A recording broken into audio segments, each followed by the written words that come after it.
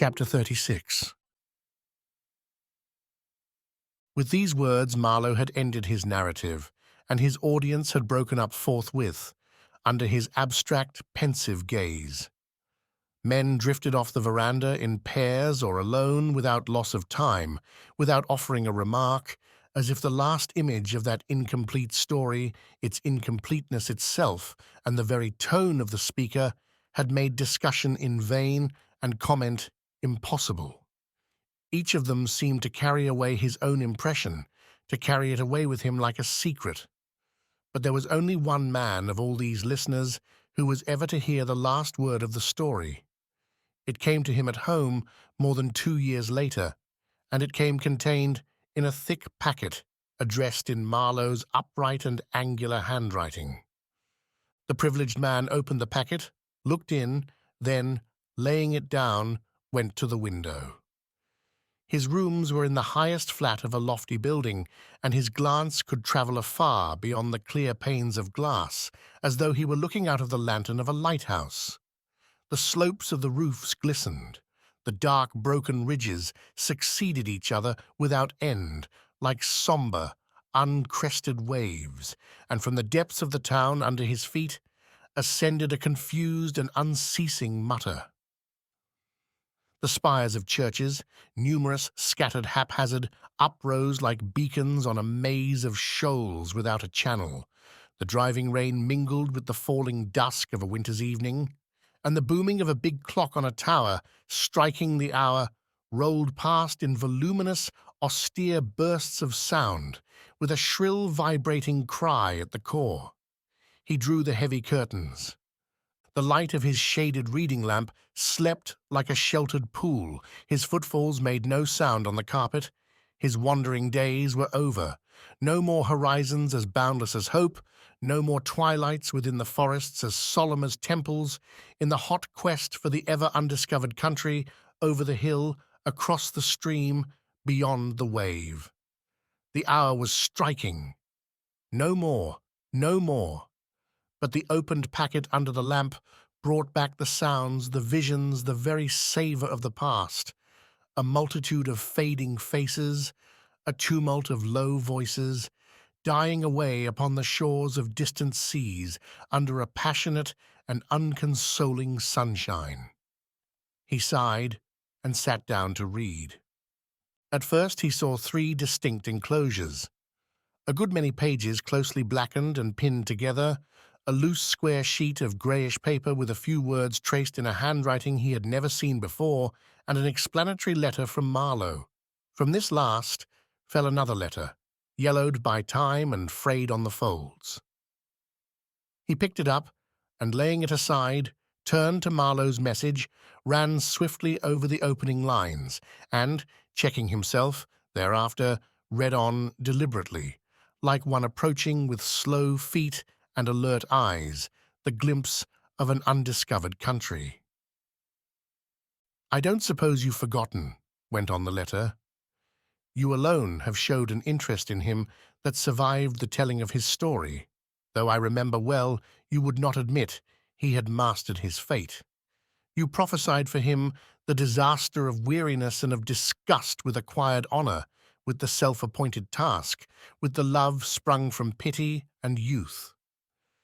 You had said you knew so well that kind of thing, its illusory satisfaction, its unavoidable deception. You said also, I call to mind, that, giving your life up to them, the meaning all of mankind with skins brown, yellow, or black in colour, was like selling your soul to a brute. You contended that that kind of thing was only endurable and enduring when based on a firm conviction in the truth of ideas racially our own, in whose name are established the order, the morality of an ethical progress. We want its strength at our backs, you had said. We want a belief in its necessity and its justice to make a worthy and conscious sacrifice of our lives. Without it, the sacrifice is only forgetfulness. The way of offering is no better than the way to perdition. In other words, you maintained that we must fight in the ranks or our lives don't count. Possibly. You ought to know Be it said without malice, you who have rushed into one or two places single-handed and came out cleverly without singeing your wings. The point, however, is that of all mankind, Jim had no dealings but with himself, and the question is whether at the last he had not confessed to a faith mightier than the laws of order and progress. I affirm nothing. Perhaps you may pronounce, after you've read, there is much truth, after all, in the common expression, under a cloud. It is impossible to see him clearly, especially as it is through the eyes of others that we take our last look at him. I have no hesitation in imparting to you all I know of the last episode that, as he used to say, had come to him. One wonders whether this was perhaps that supreme opportunity, that last and satisfying test for which I had always suspected him to be waiting before he could frame a message to the impeccable world. You remember that when I was leaving him for the last time, he had asked whether I would be going home soon, and suddenly cried after me, "Tell them!" I had waited, curious I'll own, and hopeful too, only to hear him shout, "No, nothing." That was all then, and there will be nothing more. There will be no message, unless such as each of us can interpret for himself from the language of facts that are so often more enigmatic than the craftiest arrangement of words. He made, it is true, one more attempt to deliver himself, but that too failed, as you may perceive if you look at the sheet of greyish foolscap enclosed here. He had tried to write, do you notice the commonplace hand? It is headed, "The Fort Patusan." I suppose he had carried out his intention of making out of his house a place of defence. It was an excellent plan. A deep ditch, an earth wall topped by a palisade, and at the angles guns mounted on platforms to sweep each side of the square. Doramin had agreed to furnish him the guns, and so each man of his party would know there was a place of safety upon which every faithful partisan could rally in case of some sudden danger. All this showed his judicious foresight, his faith in the future. What he called my own people, the liberated captives of the sheriff, were to make a distinct quarter of Patusan, with their huts and little plots of ground under the walls of the stronghold. Within, he would be an invincible host in himself, the Fort Patusan. No date, as you observe. What is a number and a name to a day of days? It is also impossible to say whom he had in his mind when he seized the pen. Stein, myself, the world at large, or was this only the aimless, startled cry of a solitary man confronted by his fate? An awful thing has happened, he wrote, before he flung the pen down for the first time. Look at the ink blot, resembling the head of an arrow under these words. After a while, he had tried again, scrawling heavily, as if with a hand of lead, another line. I must now at once. The pen had spluttered, and that time he gave it up. There's nothing more. He had seen a broad gulf that neither eye nor voice could span. I can understand this. He was overwhelmed by the inexplicable. He was overwhelmed by his own personality, the gift of that destiny which he had done his best to master. I send you also an old letter, a very old letter. It was found carefully preserved in his writing case. It is from his father, and by the date you can see he must have received it a few days before he joined the Patna. Thus it must be the last letter he ever had from home. He had treasured it all these years. The good old parson fancied his sailor son. I've looked in at a sentence here and there. There is nothing in it except just affection. He tells his dear James that the last long letter from him was very honest and entertaining. He would not have him judge men harshly or hastily. There are 4 pages of it, easy morality and family news. Tom had taken orders. Carrie's husband had money losses. The old chap goes on equably trusting Providence and the established order of the universe, but alive to its small dangers and its small mercies. One can almost see him, grey-haired and serene, in the inviolable shelter of his book-lined, faded, and comfortable study, where for 40 years he had conscientiously gone over and over again the round of his little thoughts about faith and virtue, about the conduct of life and the only proper manner of dying, where he had written so many sermons, where he sits talking to his boy, over there on the other side of the earth. But what of the distance? Virtue is one all over the world, and there is only one faith, one conceivable conduct of life, one manner of dying. He hopes his dear James will never forget that who once gives way to temptation, in the very instant hazards his total depravity and everlasting ruin. Therefore resolve fixedly never, through any possible motives, to do anything which you believe to be wrong. There is also some news of a favourite dog, and a pony, which all you boys used to ride, had gone blind from old age and had to be shot. The old chap invokes heaven's blessing.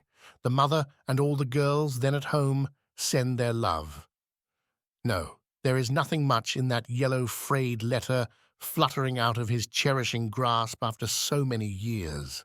It was never answered, but who can say what converse he may have held with all these placid, colourless forms of men and women peopling that quiet corner of the world as free of danger or strife as a tomb, and breathing equably the air of undisturbed rectitude. It seems amazing that he should belong to it, he to whom so many things had come. Nothing ever came to them, they would never be taken unawares, and never be called upon to grapple with fate. Here they all are, evoked by the mild gossip of the father, all these brothers and sisters, bone of his bone and flesh of his flesh, gazing with clear, unconscious eyes, while I seem to see him, returned at last, no longer a mere white speck at the heart of an immense mystery, but of full stature, standing disregarded amongst their untroubled shapes, with a stern and romantic aspect, but always mute, dark, under a cloud. The story of the last events you will find in the few pages enclosed here. You must admit that it is romantic beyond the wildest dreams of his boyhood, and yet there is, to my mind, a sort of profound and terrifying logic in it, as if it were our imagination alone that could set loose upon us the might of an overwhelming destiny. The imprudence of our thoughts recoils upon our heads. Who toys with the sword shall perish by the sword. This astounding adventure, of which the most astounding part is that it is true, comes on as an unavoidable consequence. Something of the sort had to happen. You repeat this to yourself while you marvel that such a thing could happen in the year of grace before last. But it has happened, and there is no disputing its logic. I put it down here for you as though I had been an eyewitness. My information was fragmentary, but I fitted the pieces together, and there is enough of them to make an intelligible picture. I wonder how he would have related it himself. He has confided so much in me that at times it seems as though he must come in presently and tell the story in his own words, in his careless yet feeling voice, with his offhand manner, a little puzzled, a little bothered, a little hurt, but now and then, by a word or a phrase, giving one of these glimpses of his very own self that were never any good for purposes of orientation. It's difficult to believe he will never come. I shall never hear his voice again, nor shall I see his smooth tan and pink face with a white line on the forehead, and the youthful eyes darkened by excitement to a profound, unfathomable blue. Chapter 37. It all begins with a remarkable exploit of a man called Brown, who stole with complete success a Spanish schooner out of a small bay near Zamboanga. Till I discovered the fellow, my information was incomplete, but most unexpectedly I did come upon him a few hours before he gave up his arrogant ghost. Fortunately, he was willing and able to talk between the choking fits of asthma, and his racked body writhed with malicious exultation at the bare thought of Jim. He exulted thus at the idea that he had paid out the stuck-up beggar after all. He gloated over his action. I had to bear the sunken glare of his fierce, crow-footed eyes if I wanted to know, and so I bore it, reflecting how much certain forms of evil are akin to madness, derived from intense egoism, inflamed by resistance, tearing the soul to pieces and giving factitious vigor to the body. The story also reveals unsuspected depths of cunning in the wretched Cornelius, whose abject and intense hate acts like a subtle inspiration, pointing out an unerring way towards revenge. "I could see directly I set my eyes on him what sort of a fool he was," gasped the dying Brown. "He a man! Hell! He was a hollow sham, as if he couldn't have said straight out, 'Hands off my plunder!' Blast him! That would have been like a man. Rot his superior soul. He had me there, but he hadn't devil enough in him to make an end of me. Not he! A thing like that, letting me off as if I wasn't worth a kick." Brown struggled desperately for breath. Fraud. Letting me off. And so I did make an end of him after all. He choked again. "I expect this thing'll kill me, but I shall die easy now. You here. I don't know your name. I would give you a £5 note if I had it, for the news, or my name's not Brown."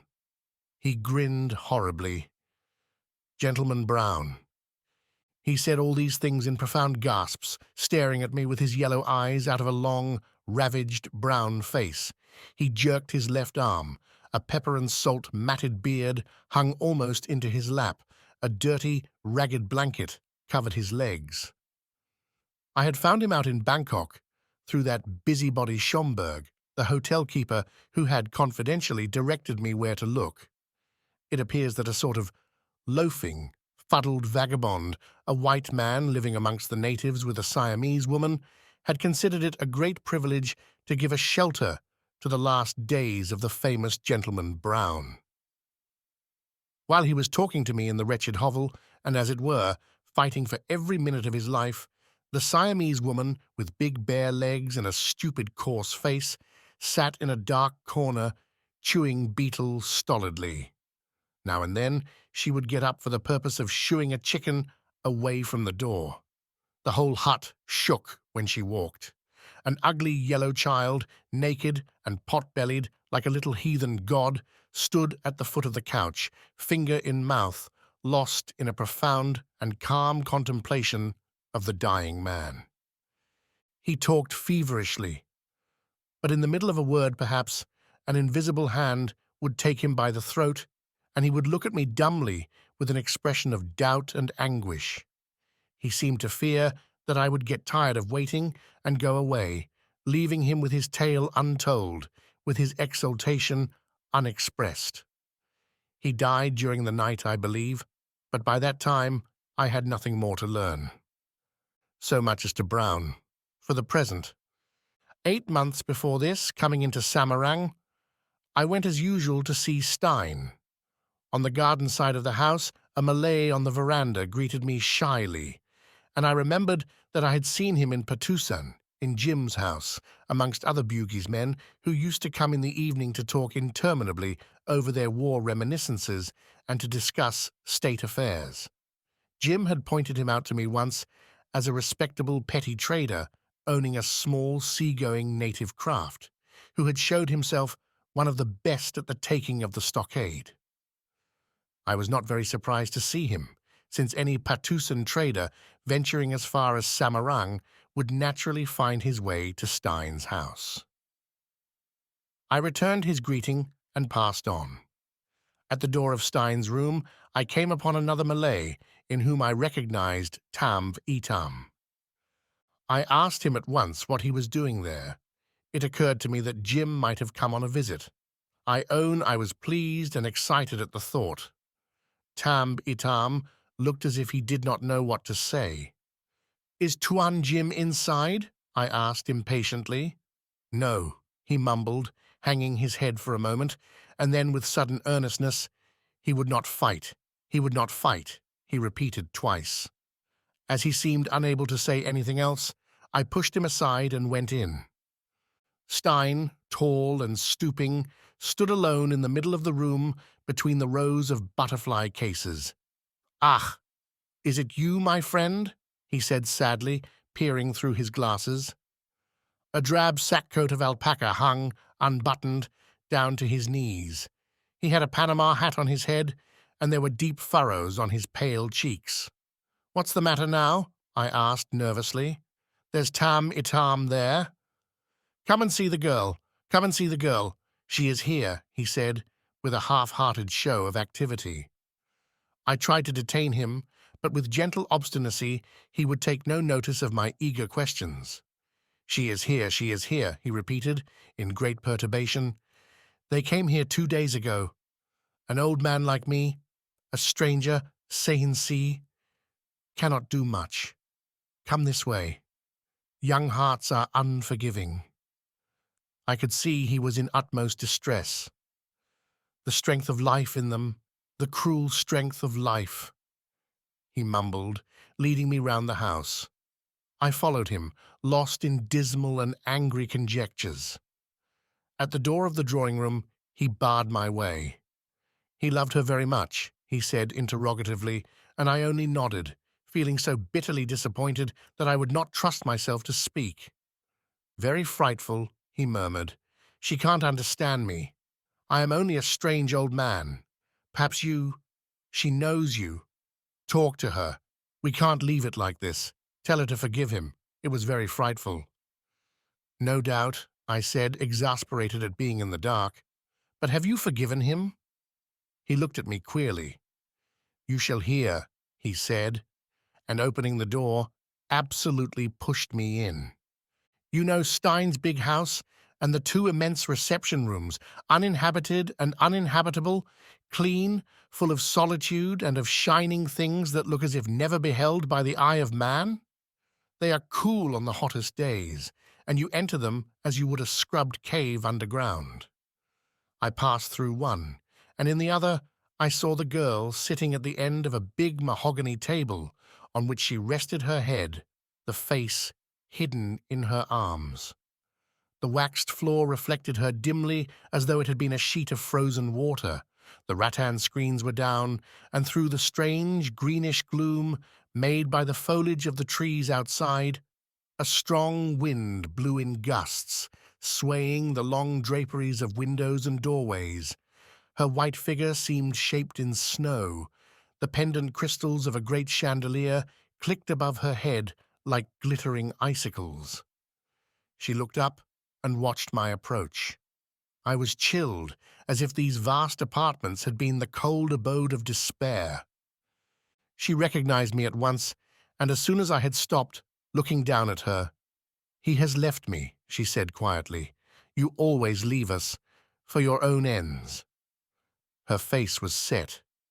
All the heat of life seemed withdrawn within some inaccessible spot in her breast. "It would have been easy to die with him," she went on, and made a slight weary gesture as if giving up the incomprehensible. "He would not. It was like a blindness, and yet it was I who was speaking to him. It was I who stood before his eyes. It was at me that he looked all the time. Ah, you are hard, treacherous, without truth, without compassion. What makes you so wicked? Or is it that you are all mad?" I took her hand. It did not respond, and when I dropped it, it hung down to the floor. That indifference, more awful than tears, cries, and reproaches, seemed to defy time and consolation. You felt that nothing you could say would reach the seat of the still and benumbing pain. Stein had said, "You shall hear." I did hear. I heard it all, listening with amazement, with awe, to the tones of her inflexible weariness. She could not grasp the real sense of what she was telling me, and her resentment filled me with pity for her, for him too. I stood rooted to the spot after she had finished. Leaning on her arm, she stared with hard eyes, and the wind passed in gusts. The crystals kept on clicking in the greenish gloom. She went on, whispering to herself, "And yet he was looking at me. He could see my face, hear my voice, hear my grief. When I used to sit at his feet, with my cheek against his knee and his hand on my head, the curse of cruelty and madness was already within him, waiting for the day. The day came, and before the sun had set, he could not see me any more. He was made blind and deaf and without pity, as you all are. He shall have no tears from me. Never, never. Not one tear. I will not. He went away from me as if I had been worse than death. He fled as if driven by some accursed thing he had heard or seen in his sleep. Her steady eyes seemed to strain after the shape of a man torn out of her arms by the strength of a dream. She made no sign to my silent bow. I was glad to escape. I saw her once again, the same afternoon. On leaving her, I had gone in search of Stein, whom I could not find indoors, and I wandered out, pursued by distressful thoughts, into the gardens, those famous gardens of Stein, in which you can find every plant and tree of tropical lowlands. I followed the course of the canalized stream, and sat for a long time on a shaded bench near the ornamental pond, where some waterfowl with clipped wings were diving and splashing noisily. The branches of casuarina trees behind me swayed lightly, incessantly, reminding me of the soughing of fir trees at home. This mournful and restless sound was a fit accompaniment to my meditations. She had said he had been driven away from her by a dream, and there was no answer one could make her. There seemed to be no forgiveness for such a transgression. And yet is not mankind itself pushing on its blind way, driven by a dream of its greatness and its power upon the dark paths of excessive cruelty and of excessive devotion? And what is the pursuit of truth, after all? When I rose to get back to the house, I caught sight of Stein's drab coat through a gap in the foliage, and very soon, at a turn of the path, I came upon him walking with the girl. Her little hand rested on his forearm, and under the broad, flat rim of his Panama hat, he bent over her, grey-haired, paternal, with compassionate and chivalrous deference. I stood aside, but they stopped, facing me. His gaze was bent on the ground at his feet. The girl, erect and slight on his arm, stared somberly beyond my shoulder with black, clear, motionless eyes. "Schrecklich," he murmured. "Terrible, terrible. What can one do?" He seemed to be appealing to me, but her youth, the length of the days suspended over her head, appealed to me more. And suddenly, even as I realized that nothing could be said, I found myself pleading his cause for her sake. "You must forgive him," I concluded, and my own voice seemed to me muffled, lost in an irresponsive, deaf immensity. "We all want to be forgiven," I added after a while. "What have I done?" she asked, with her lips only. "You always mistrusted him," I said. "He was like the others," she pronounced slowly. "Not like the others," I protested, but she continued evenly, without any feeling. "He was false." And suddenly Stein broke in. "No, no, no, my poor child." He patted her hand lying passively on his sleeve. "No, no, not false. True, true, true." He tried to look into her stony face. "You don't understand. Ah, why you do not understand? Terrible," he said to me. "Some day she shall understand." "Will you explain?" I asked, looking hard at him. They moved on. I watched them. Her gown trailed on the path, her black hair fell loose. She walked upright and light by the side of the tall man, whose long, shapeless coat hung in perpendicular folds from the stooping shoulders, whose feet moved slowly. They disappeared beyond that spinney, you may remember, where 16 different kinds of bamboo grow together, all distinguishable to the learned eye. For my part, I was fascinated by the exquisite grace and beauty of that fluted grove, crowned with pointed leaves and feathery heads, the lightness, the vigor, the charm as distinct as a voice of that unperplexed, luxuriating life. I remember staying to look at it for a long time, as one would linger within reach of a consoling whisper. The sky was pearly grey. It was one of those overcast days so rare in the tropics, in which memories crowd upon one, memories of other shores, of other faces. I drove back to town the same afternoon, taking with me Tam Itam and the other Malay, in whose seagoing craft they had escaped in the bewilderment, fear, and gloom of the disaster. The shock of it seemed to have changed their natures. It had turned her passion into stone, and it made the surly, taciturn Tam Itam almost loquacious. His surliness, too, was subdued into puzzled humility, as though he had seen the failure of a potent charm in a supreme moment. The Bugis trader, a shy, hesitating man, was very clear in the little he had to say. Both were evidently overawed by a sense of deep, inexpressible wonder, by the touch of an inscrutable mystery. There, with Marlowe's signature, the letter proper ended. The privileged reader screwed up his lamp, and solitary above the billowy roofs of the town, like a lighthouse keeper above the sea, he turned to the pages of the story. Chapter 38. "It all begins, as I've told you, with the man called Brown," ran the opening sentence of Marlowe's narrative. "You who have knocked about the Western Pacific must have heard of him. He was the show ruffian on the Australian coast, not that he was often to be seen there, but because he was always trotted out in the stories of lawless life a visitor from home is treated to. And the mildest of these stories, which were told about him from Cape York to Eden Bay, was more than enough to hang a man if told in the right place. They never failed to let you know, too, that he was supposed to be the son of a baronet. Be it as it may, it is certain he had deserted from a home ship in the early gold-digging days, and in a few years became talked about as the terror of this or that group of islands in Polynesia. He would kidnap natives, he would strip some lonely white trader to the very pajamas he stood in, and after he had robbed the poor devil, he would as likely as not invite him to fight a duel with shotguns on the beach, which would have been fair enough as these things go, if the other man hadn't been by that time already half dead with fright. Brown was a latter-day buccaneer, sorry enough, like his more celebrated prototypes.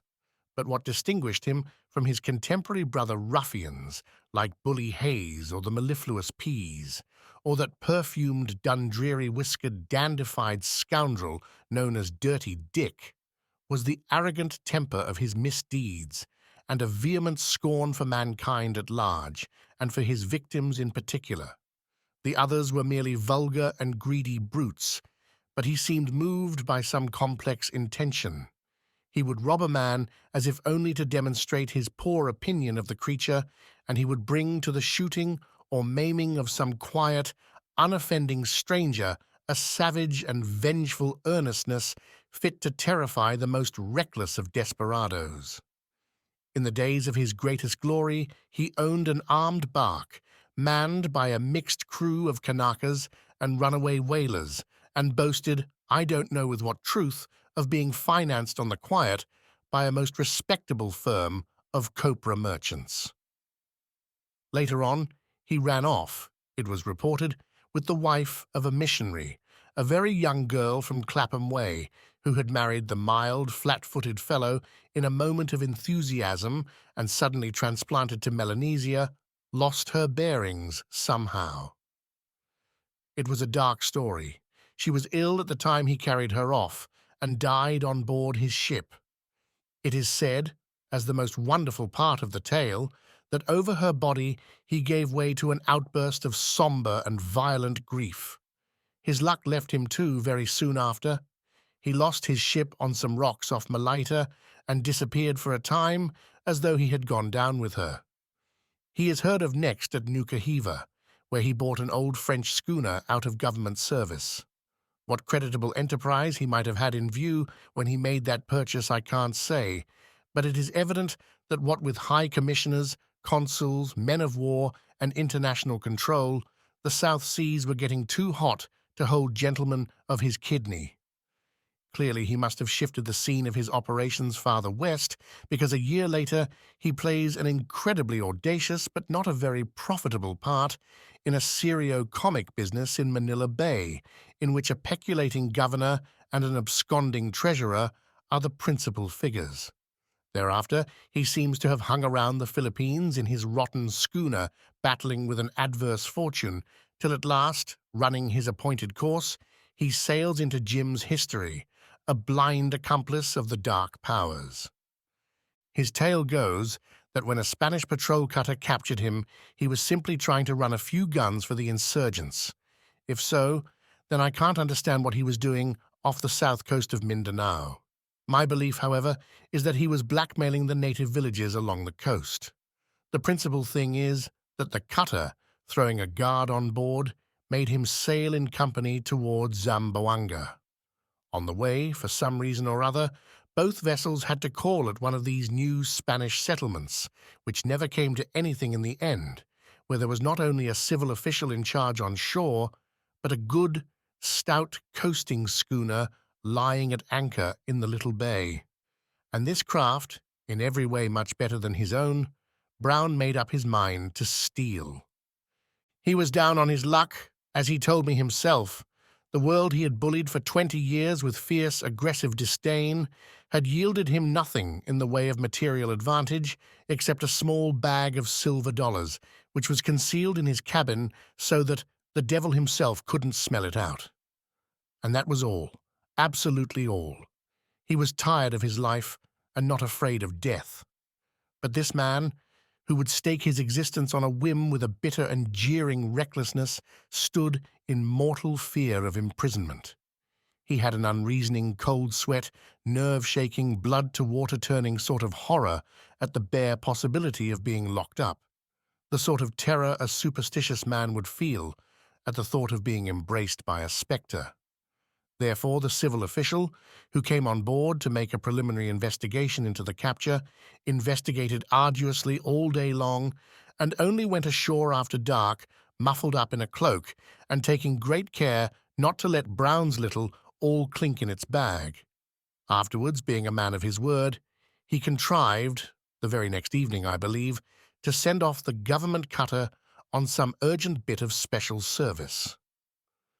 As her commander could not spare a prize crew, he contented himself by taking away, before he left all the sails of Brown's schooner to the very last rag, and took good care to tow his 2 boats onto the beach a couple of miles off. But in Brown's crew there was a Solomon Islander, kidnapped in his youth and devoted to Brown, who was the best man of the whole gang. That fellow swam off to the coaster, 500 yards or so, with the end of a warp made up of all the running gear unrove for the purpose. The water was smooth and the bay dark, like the inside of a cow, as Brown described it. The Solomon Islander clambered over the bulwarks with the end of the rope in his teeth. The crew of the coaster, all Tagals, were ashore having a jollification in the native village. The 2 shipkeepers left on board woke up suddenly and saw the devil. It had glittering eyes and leaped quick as lightning about the deck. They fell on their knees, paralyzed with fear, crossing themselves and mumbling prayers. With a long knife, he found in the caboose the Solomon Islander without interrupting their orisons, stabbed first one, then the other. With the same knife, he set to sawing patiently at the choir cable till suddenly it parted under the blade with a splash. Then, in the silence of the bay, he let out a cautious shout, and Brown's gang, who meantime had been peering and straining their hopeful ears in the darkness, began to pull gently at their end of the warp.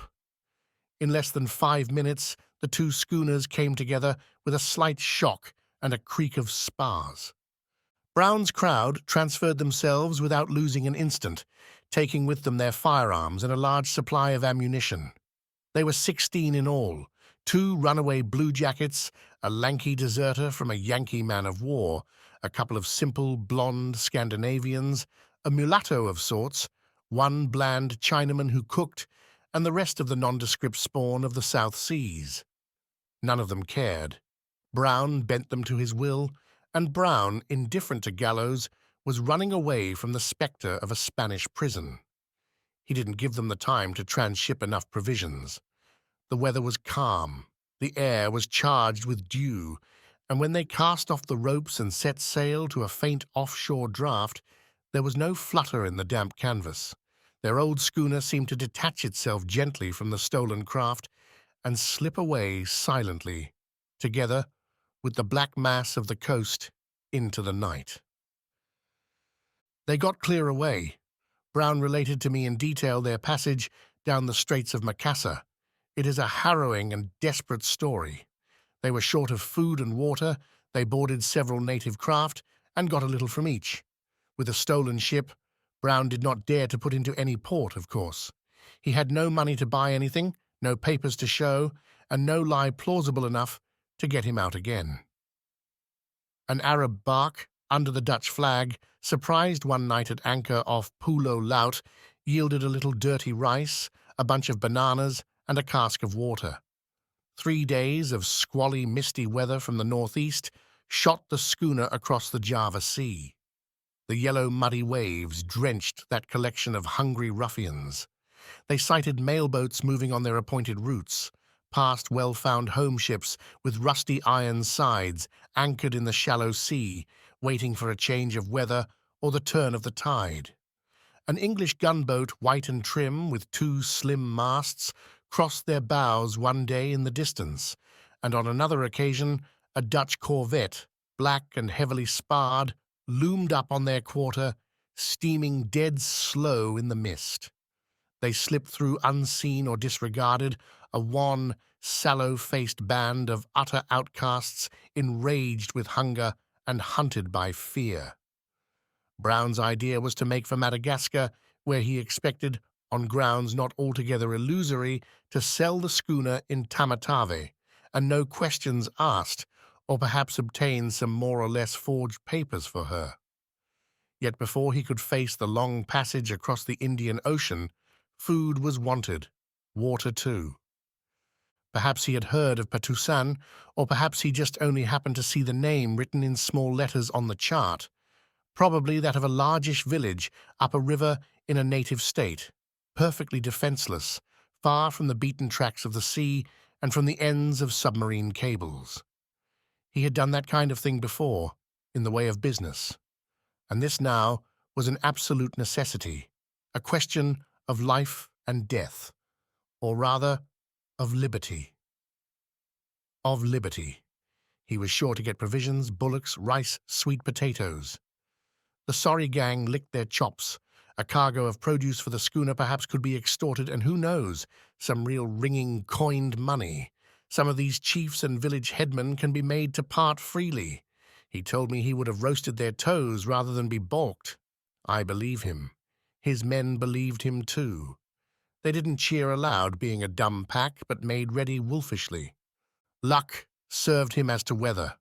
A few days of calm would have brought unmentionable horrors on board that schooner, but with the help of land and sea breezes, in less than a week after clearing the Sunda Straits, he anchored off the Batu Kring mouth within a pistol shot of the fishing village.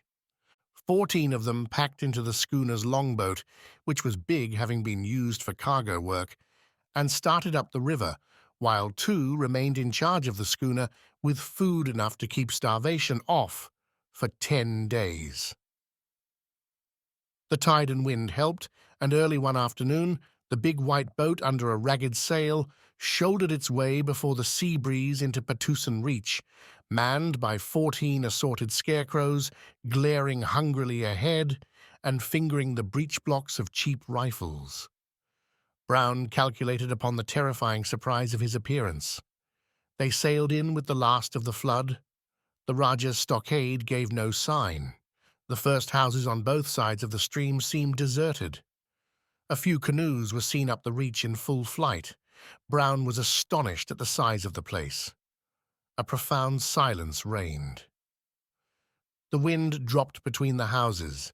2 oars were got out, and the boat held on upstream, the idea being to effect a lodgment in the center of the town before the inhabitants could think of resistance. It seems, however, that the headman of the fishing village at Batu Kring had managed to send off a timely warning. When the longboat came abreast of the mosque, which Doramin had built, a structure with gables and roof finials of carved coral, the open space before it was full of people.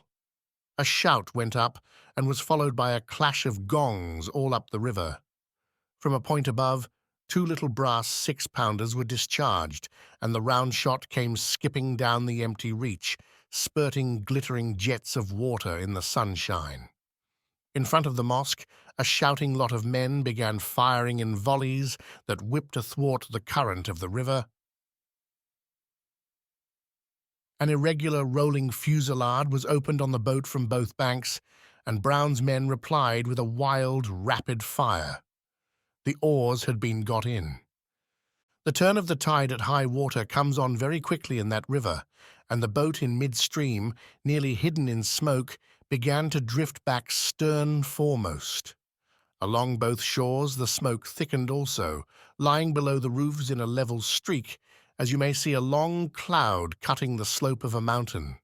A tumult of war cries, the vibrating clang of gongs, the deep snoring of drums, yells of rage, crashes of volley firing, made an awful din, in which Brown sat confounded but steady at the tiller, working himself into a fury of hate and rage against those people who dared to defend themselves. Two of his men had been wounded, and he saw his retreat cut off below the town by some boats that had put off from Tunku Alang's stockade. There were 6 of them, full of men. While he was thus beset, he perceived the entrance of the narrow creek, the same which Jim had jumped at low water. It was then brim full. Steering the longboat in, they landed, and to make a long story short, they established themselves on a little knoll about 900 yards from the stockade, which, in fact, they commanded from that position. The slopes of the knoll were bare, but there were a few trees on the summit. They went to work, cutting these down for a breastwork, and were fairly entrenched before dark. Meantime, the Rajah's boats remained in the river with curious neutrality.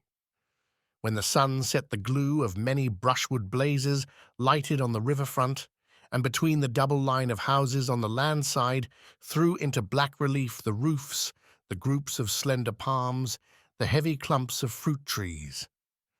Brown ordered the grass round his position to be fired. A low ring of thin flames under the slow ascending smoke wriggled rapidly down the slopes of the knoll. Here and there, a dry bush caught with a tall, vicious roar. The conflagration made a clear zone of fire for the rifles of the small party, and expired smouldering on the edge of the forests and along the muddy bank of the creek. A strip of jungle, luxuriating in a damp hollow between the knoll and the Rajah's stockade, stopped it on that side with a great crackling and detonations of bursting bamboo stems. The sky was sombre, velvety, and swarming with stars. The blackened ground smoked quietly with low creeping wisps till a little breeze came on and blew everything away. Brown expected an attack to be delivered as soon as the tide had flowed enough again to enable the warboats which had cut off his retreat to enter the creek.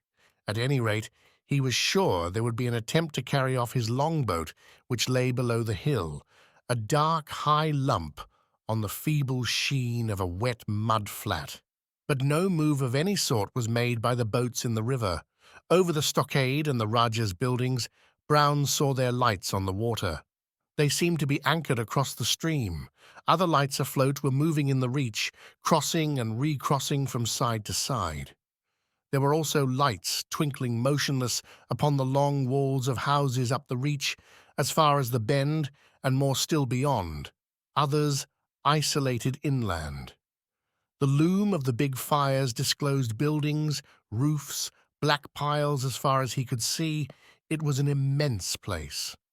The 14 desperate invaders lying flat behind the felled trees raised their chins to look over at the stir of that town that seemed to extend upriver for miles and swarm with thousands of angry men.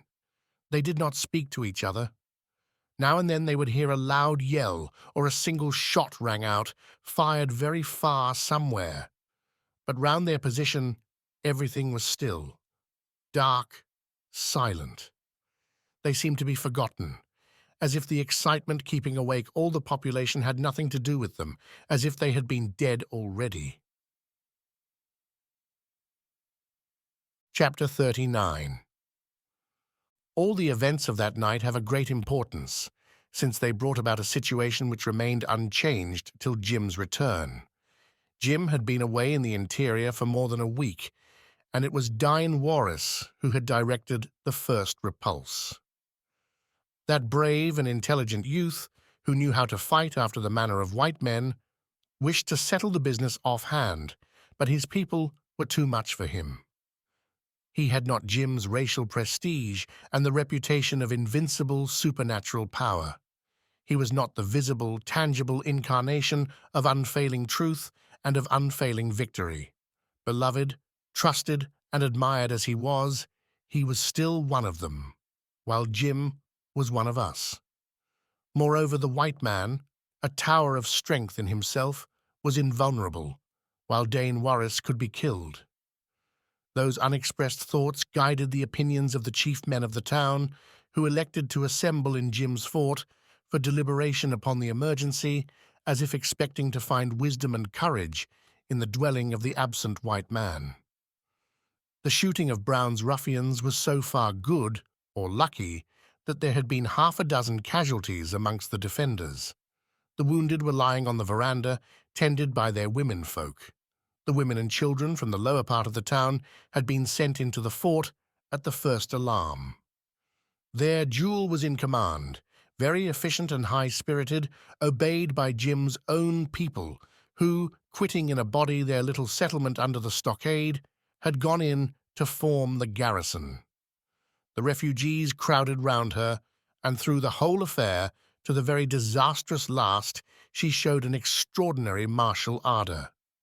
It was to her that Dian Warris had gone at once at the first intelligence of danger, for you must know that Jim was the only one in Patusan who possessed a store of gunpowder. Stein, with whom he had kept up intimate relations by letters, had obtained from the Dutch government a special authorization to export 500 kegs of it to Patusan. The powder magazine was a small hut of rough logs covered entirely with earth, and in Jim's absence the girl had the key. In the council, held at 11 o'clock in the evening in Jim's dining room, she backed up Warris's advice for immediate and vigorous action. I am told that she stood up by the side of Jim's empty chair at the head of the long table and made a warlike, impassioned speech, which for the moment extorted murmurs of approbation from the assembled headmen. Old Doramin, who had not showed himself outside his own gate for more than a year, had been brought across with great difficulty. He was, of course, the chief man there. The temper of the council was very unforgiving, and the old man's word would have been decisive. But it is my opinion that, well aware of his son's fiery courage, he dared not pronounce the word. More dilatory counsels prevailed. A certain Haji Saman pointed out at great length that these tyrannical and ferocious men had delivered themselves to a certain death in any case. They would stand fast on their hill and starve, or they would try to regain their boat and be shot from ambushes across the creek, or they would break and fly into the forest and perish singly there. He argued that by the use of proper stratagems, these evil-minded strangers could be destroyed without the risk of a battle, and his words had a great weight, especially with the Patusan men proper. What unsettled the minds of the townsfolk was the failure of the Rajah's boats to act at the decisive moment. It was the diplomatic Kasim who represented the Rajah at the council. He spoke very little, listened smilingly, very friendly and impenetrable. During the sitting, messengers kept arriving every few minutes almost, with reports of the invaders' proceedings. Wild and exaggerated rumors were flying. There was a large ship at the mouth of the river with big guns and many more men, some white, others with black skins and of bloodthirsty appearance. They were coming with many more boats to exterminate every living thing. A sense of near incomprehensible danger affected the common people. At one moment, there was a panic in the courtyard amongst the women, shrieking, a rush, children crying. Haji Sunan went out to quiet them. Then a fort sentry fired at something moving on the river and nearly killed a villager, bringing in his womenfolk in a canoe together with the best of his domestic utensils and a dozen fowls. This caused more confusion. Meantime, the palaver inside Jim's house went on in the presence of the girl. Doramin sat fierce-faced, heavy, looking at the speakers in turn and breathing slow like a bull. He didn't speak till the last, after Kasim had declared that the Raja's boats would be called in because the men were required to defend his master's stockade. Dain Waris, in his father's presence, would offer no opinion, though the girl entreated him in Jim's name to speak out. She offered him Jim's own men in her anxiety to have these intruders driven out at once. He only shook his head after a glance or two at Doramin. Finally, when the council broke up, it had been decided that the houses nearest the creek should be strongly occupied to obtain the command of the enemy's boat. The boat itself was not to be interfered with openly, so that the robbers on the hill should be tempted to embark, when a well-directed fire would kill most of them, no doubt. To cut off the escape of those who might survive and to prevent more of them coming up, Dain Waris was ordered by Doramin to take an armed party of Bugis down the river to a certain spot 10 miles below Patusan, and there form a camp on the shore and blockade the stream with the canoes. I don't believe for a moment that Doramin feared the arrival of fresh forces. My opinion is that his conduct was guided solely by his wish to keep his son out of harm's way. To prevent a rush being made into the town, the construction of a stockade was to be commenced at daylight at the end of the street on the left bank. The old Nakhoda declared his intention to command there himself. A distribution of powder, bullets, and percussion caps was made immediately under the girl's supervision. Several messengers were to be dispatched in different directions after Jim, whose exact whereabouts were unknown. These men started at dawn, but before that time, Kasim had managed to open communications with the besieged Brown. That accomplished diplomatist and confidant of the Rajah, on leaving the fort to go back to his master, took into his boat Cornelius, whom he found slinking mutely amongst the people in the courtyard. Kasim had a little plan of his own, and wanted him for an interpreter. Thus it came about that towards morning Brown, reflecting upon the desperate nature of his position, heard from the marshy, overgrown hollow an amicable, quavering, strained voice crying in English for permission to come up under a promise of personal safety and on a very important errand. He was overjoyed. If he was spoken to, he was no longer a hunted wild beast. These friendly sounds took off at once the awful stress of vigilant watchfulness as of so many blind men not knowing whence the death blow might come. He pretended a great reluctance. The voice declared itself a white man, a poor, ruined old man who had been living here for years. A mist, wet and chilly, lay on the slopes of the hill, and after some more shouting from one to the other, Brown called out, "Come on then, but alone, mind!" As a matter of fact, he told me, writhing with rage at the recollection of his helplessness, it made no difference. They couldn't see more than a few yards before them, and no treachery could make their position worse. By and by Cornelius, in his weekday attire of a ragged dirty shirt and pants, barefooted, with a broken-rimmed pith hat on his head, was made out vaguely, sidling up to the defences, hesitating, stopping to listen, in a peering posture. "Come along! You are safe!" yelled Brown, while his men stared. All their hopes of life became suddenly centered in that dilapidated, mean newcomer who, in profound silence, clambered clumsily over a felled tree trunk and, shivering, with his sour, mistrustful face, looked about at the knot of bearded, anxious, sleepless desperadoes. Half an hour's confidential talk with Cornelius opened Brown's eyes as to the home affairs of Petusan. He was on the alert at once.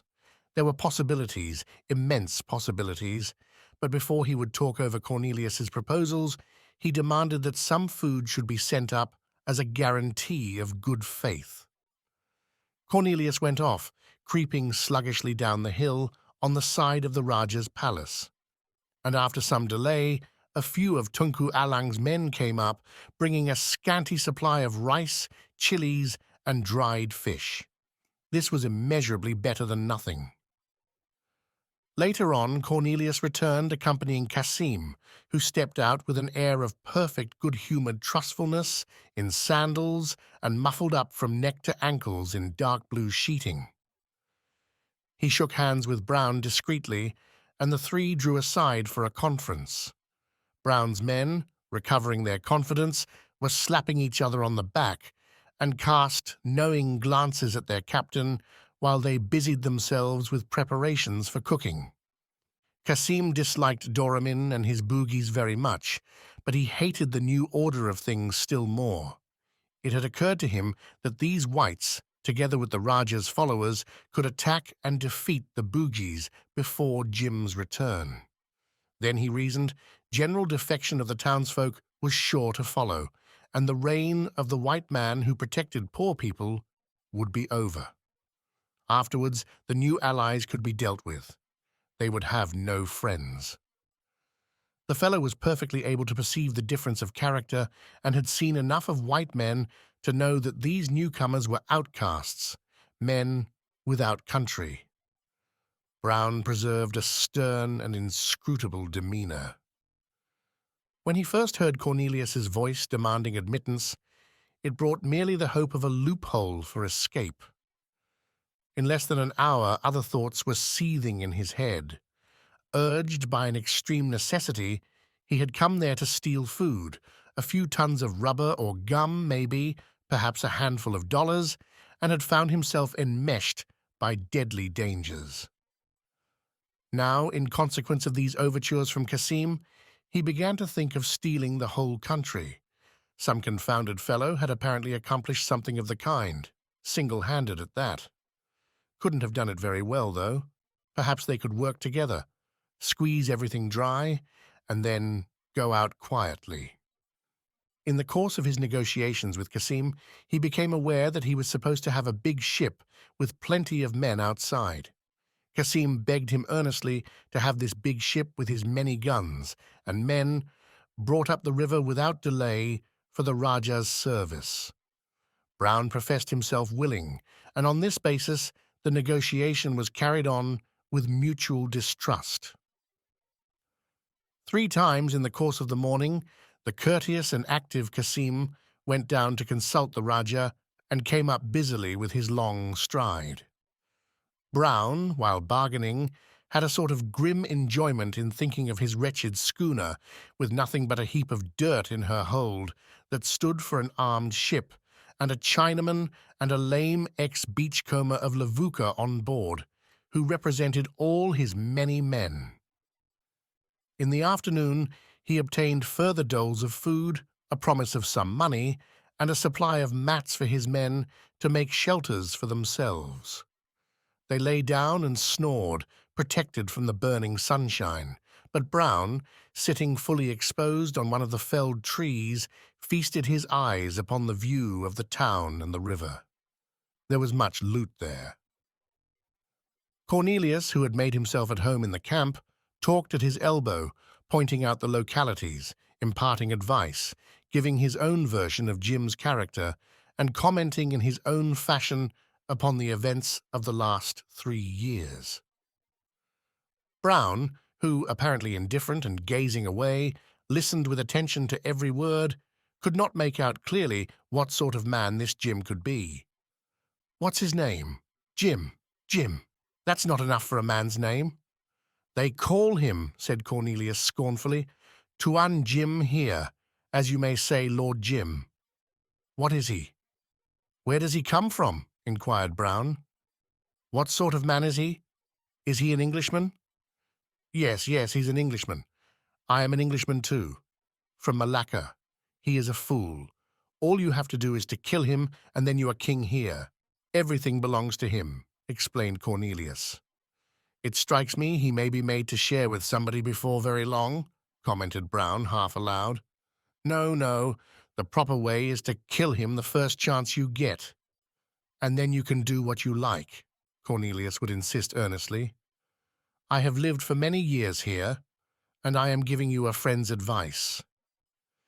In such converse and in gloating over the view of Petuzan, which he had determined in his mind should become his prey, Brown whiled away most of the afternoon, his men, meantime, resting.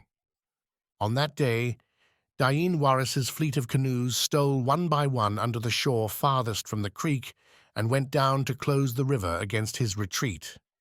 Of this, Brown was not aware, and Cassim, who came up the knoll an hour before sunset, took good care not to enlighten him. He wanted the white man's ship to come up the river, and this news, he feared, would be discouraging. He was very pressing with Brown to send the order, offering at the same time a trusty messenger who, for greater secrecy, as he explained, would make his way by land to the mouth of the river and deliver the order on board. After some reflection, Brown judged it expedient to tear a page out of his pocketbook, on which he simply wrote, "We are getting on. Big job. Detain the man." The stolid youth selected by Cassim for that service performed it faithfully, and was rewarded by being suddenly tipped, head first, into the schooner's empty hold by the ex-beachcomber and the Chinaman, who thereupon hastened to put on the hatches. What became of him afterwards, Brown did not say. Chapter 40. Brown's object was to gain time by fooling with Cassim's diplomacy. For doing a real stroke of business, he could not help thinking the white man was the person to work with. He could not imagine such a chap, who must be confoundedly clever after all, to get hold of the natives like that, refusing a help that would do away with the necessity for slow, cautious, risky cheating that imposed itself as the only possible line of conduct for a single-handed man. He, Brown, would offer him the power. No man could hesitate. Everything was in coming to a clear understanding. Of course they would share. The idea of there being a fort all ready to his hand, a real fort with artillery, he knew this from Cornelius, excited him. Let him only once get in, and he would impose modest conditions. Not too low, though. The man was no fool, it seemed. They would work like brothers till the time came for a quarrel and a shot that would settle all accounts. With grim impatience of plunder, he wished himself to be talking with the man now. The land already seemed to be his to tear to pieces, squeeze, and throw away. Meantime, Cassim had to be fooled for the sake of food first, and for a second string. But the principal thing was to get something to eat from day to day. Besides, he was not averse to begin fighting on that Rajah's account, and teach a lesson to those people who had received him with shots. The lust of battle was upon him. I am sorry that I can't give you this part of the story, which of course I have mainly from Brown, in Brown's own words.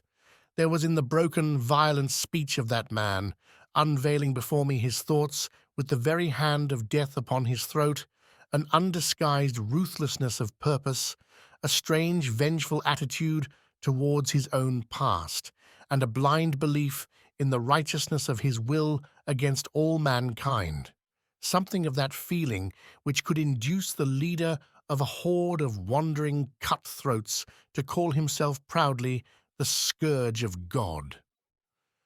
No doubt the natural, senseless ferocity which is the basis of such a character was exasperated by failure, ill luck, and the recent privations, as well as by the desperate position in which he found himself. But what was most remarkable of all was this, that while he planned treacherous alliances, had already settled in his own mind the fate of the white man, and intrigued in an overbearing, offhand manner with Cassim.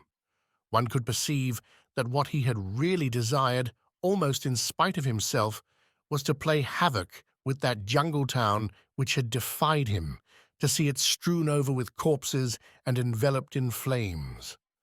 Listening to his pitiless, panting voice, I could imagine how he must have looked at it from the hillock, peopling it with images of murder and rapine. The part nearest to the creek wore an abandoned aspect, though, as a matter of fact, every house concealed a few armed men on the alert. Suddenly, beyond the stretch of waste ground, interspersed with small patches of low, dense bush, excavations, heaps of rubbish, with trodden paths between, a man, solitary and looking very small, strolled out into the deserted opening of the street between the shut-up, dark, lifeless buildings at the end. Perhaps one of the inhabitants who had fled to the other bank of the river, coming back for some object of domestic use. Evidently, he supposed himself quite safe at that distance from the hill on the other side of the creek. A light stockade, set up hastily, was just round the turn of the street, full of his friends. He moved leisurely. Brown saw him and instantly called to his side the Yankee deserter, who acted as a sort of second in command. This lanky, loose-jointed fellow came forward, wooden-faced, trailing his rifle lazily. When he understood what was wanted from him, a homicidal and conceited smile uncovered his teeth, making two deep folds down his sallow, leathery cheeks. He prided himself on being a dead shot. He dropped on one knee and, taking aim from a steady rest through the unlopped branches of a felled tree, fired, and at once stood up to look.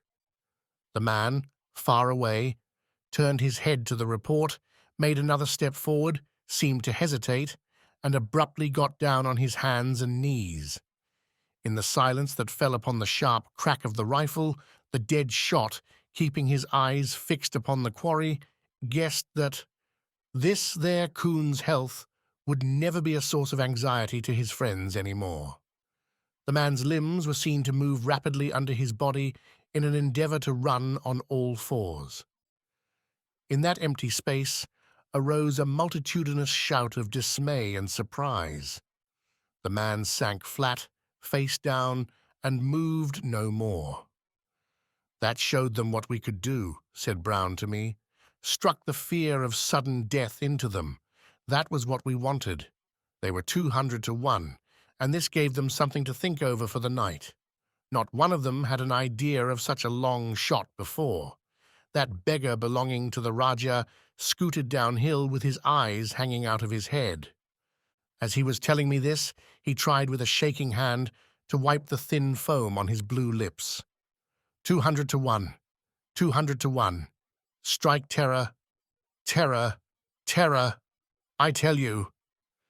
His own eyes were starting out of their sockets. He fell back, clawing the air with skinny fingers, sat up again, bowed and hairy, glared at me sideways like some man-beast of folklore, with open mouth in his miserable and awful agony, before he got his speech back after that fit. There are sights one never forgets. Furthermore, to draw the enemy's fire and locate such parties as might have been hiding in the bushes along the creek, Brown ordered the Solomon Islander to go down to the boat and bring an oar, as you send a spaniel after a stick into the water. This failed, and the fellow came back without a single shot having been fired at him from anywhere. "There's nobody," opined some of the men. "It is unnatural," remarked the Yankee. Cassim had gone, by that time, very much impressed, pleased too, and also uneasy. Pursuing his tortuous policy, he had dispatched a message to Dain Waris, warning him to look out for the white men's ship, which, he had had information, was about to come up the river. He minimized its strength and exhorted him to oppose its passage. This double-dealing answered his purpose, which was to keep the Bugis' forces divided and to weaken them by fighting. On the other hand, he had in the course of that day sent word to the assembled Bugis chiefs in town, assuring them that he was trying to induce the invaders to retire.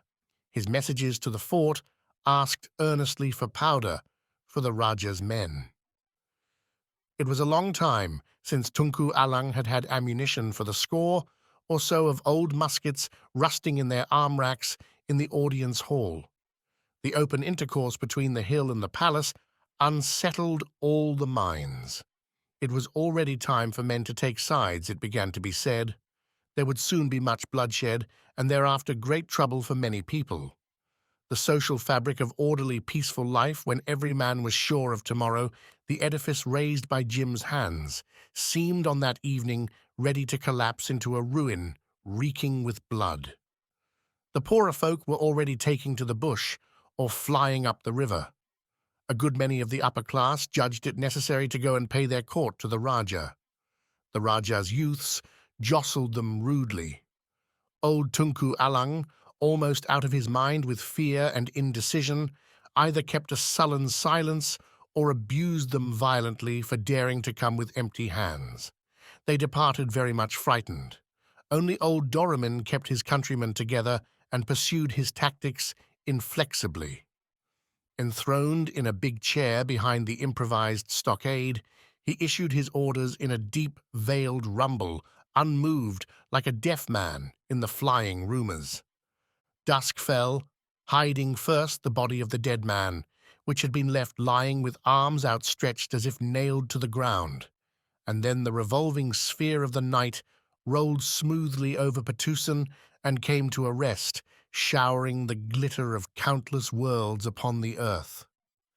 Again, in the exposed part of the town, big fires blazed along the only street, revealing from distance to distance upon their glares the falling straight lines of roofs, the fragments of wattled walls jumbled in confusion. Here and there, a whole hut elevated in the glow upon the vertical black stripes of a group of high piles, and all this line of dwellings, revealed in patches by the swaying flames, seemed to flicker tortuously away upriver into the gloom at the heart of the land. A great silence, in which the looms of successive fires played without noise, extended into the darkness at the foot of the hill. But the other bank of the river, all dark save for a solitary bonfire at the riverfront before the fort, sent out into the air an increasing tremor that might have been the stamping of a multitude of feet, the hum of many voices, or the fall of an immensely distant waterfall. It was then, Brown confessed to me, while, turning his back on his men, he sat looking at it all, that notwithstanding his disdain, his ruthless faith in himself, a feeling came over him that at last he had run his head against a stone wall. Had his boat been afloat at the time, he believed he would have tried to steal away, taking his chances of a long chase down the river and of starvation at sea. It is very doubtful whether he would have succeeded in getting away. However, he didn't try this. For another moment he had a passing thought of trying to rush the town, but he perceived very well that in the end he would find himself in the lighted street, where they would be shot down like dogs from the houses.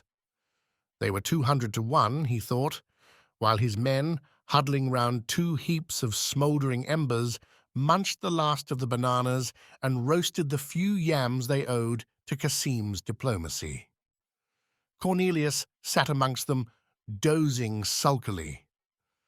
Then one of the whites remembered that some tobacco had been left in the boat, and, encouraged by the impunity of the Solomon Islander, said he would go to fetch it. At this, all the others shook off their despondency. Brown applied to, said, "Go and be d to you," scornfully. He didn't think there was any danger in going to the creek in the dark. The man threw a leg over the tree trunk and disappeared. A moment later he was heard clambering into the boat and then clambering out. "I've got it," he cried. A flash and a report at the very foot of the hill followed. I am hit, yelled the man. Look out! Look out! I am hit! And instantly all the rifles went off. The hill squirted fire and noise into the night like a little volcano, and when Brown and the Yankee, with curses and cuffs, stopped the panic-stricken firing, a profound, weary groan floated up from the creek, succeeded by a plaint whose heart-rending sadness was like some poison turning the blood cold in the veins. Then a strong voice pronounced several distinct, incomprehensible words somewhere beyond the creek. "Let no one fire," shouted Brown. "What does it mean?" "Do you hear on the hill? Do you hear? Do you hear?" repeated the voice 3 times. Cornelius translated and then prompted the answer. "Speak," cried Brown. "We hear." Then the voice, declaiming in the sonorous, inflated tone of a herald, and shifting continually on the edge of the vague wasteland, proclaimed that between the men of the Bugis nation living in Patusan and the white men on the hill and those with them, there would be no faith, no compassion, no speech, no peace. A bush rustled, a haphazard volley rang out. "Damn foolishness," muttered the Yankee, vexedly grounding the butt. Cornelius translated. The wounded man below the hill, after crying out twice, "Take me up! Take me up!" went on complaining in moans. While he had kept on the blackened earth of the slope, and afterwards crouching in the boat, he had been safe enough. It seems that in his joy at finding the tobacco, he forgot himself, and jumped out on her offside, as it were. The white boat, lying high and dry, showed him up. The creek was no more than 7 yards wide in that place, and there happened to be a man crouching in the bush on the other bank. He was a Bugis of Tondano, only lately come to Patusan, and a relation of the man shot in the afternoon. That famous long shot had indeed appalled the beholders. The man in utter security had been struck down, in full view of his friends, dropping with a joke on his lips, and they seemed to see in the act an atrocity which had stirred a bitter rage. That relation of his, Silapa by name, was then with Doramin in the stockade, only a few feet away. You who know these chaps must admit that the fellow showed an unusual pluck by volunteering to carry the message alone in the dark. Creeping across the open ground, he had deviated to the left and found himself opposite the boat. He was startled when Brown's man shouted. He came to a sitting position with his gun to his shoulder, and when the other jumped out, exposing himself, he pulled the trigger and lodged 3 jagged slugs, point-blank, into the poor wretch's stomach. Then, lying flat on his face, he gave himself up for dead, while a thin hail of lead chopped and swished the bushes close on his right hand. Afterwards, he delivered his speech, shouting, bent double, dodging all the time in cover. With the last word he leaped sideways, lay close for a while, and afterwards got back to the houses unharmed, having achieved on that night such a renown as his children were not willingly allowed to die. And on the hill, the forlorn band let the 2 little heaps of embers go out under their bowed heads. They sat dejected on the ground, with compressed lips and downcast eyes, listening to their comrade below. He was a strong man and died hard, with moans now loud, now sinking to a strange, confidential note of pain. Sometimes he shrieked, and again, after a period of silence, he could be heard muttering deliriously a long and unintelligible complaint. Never for a moment did he cease. "What's the good?" Brown had said unmoved once, seeing the Yankee, who had been swearing under his breath, prepare to go down. "That's so," assented the deserter, reluctantly desisting. "There's no encouragement for wounded men here. Only his noise is calculated to make all the others think too much of the hereafter, Captain." "Water!" cried the wounded man in an extraordinarily clear, vigorous voice, and then went off moaning feebly. "Aye, water. Water will do it," muttered the other to himself, resignedly. "Plenty by and by. The tide is flowing."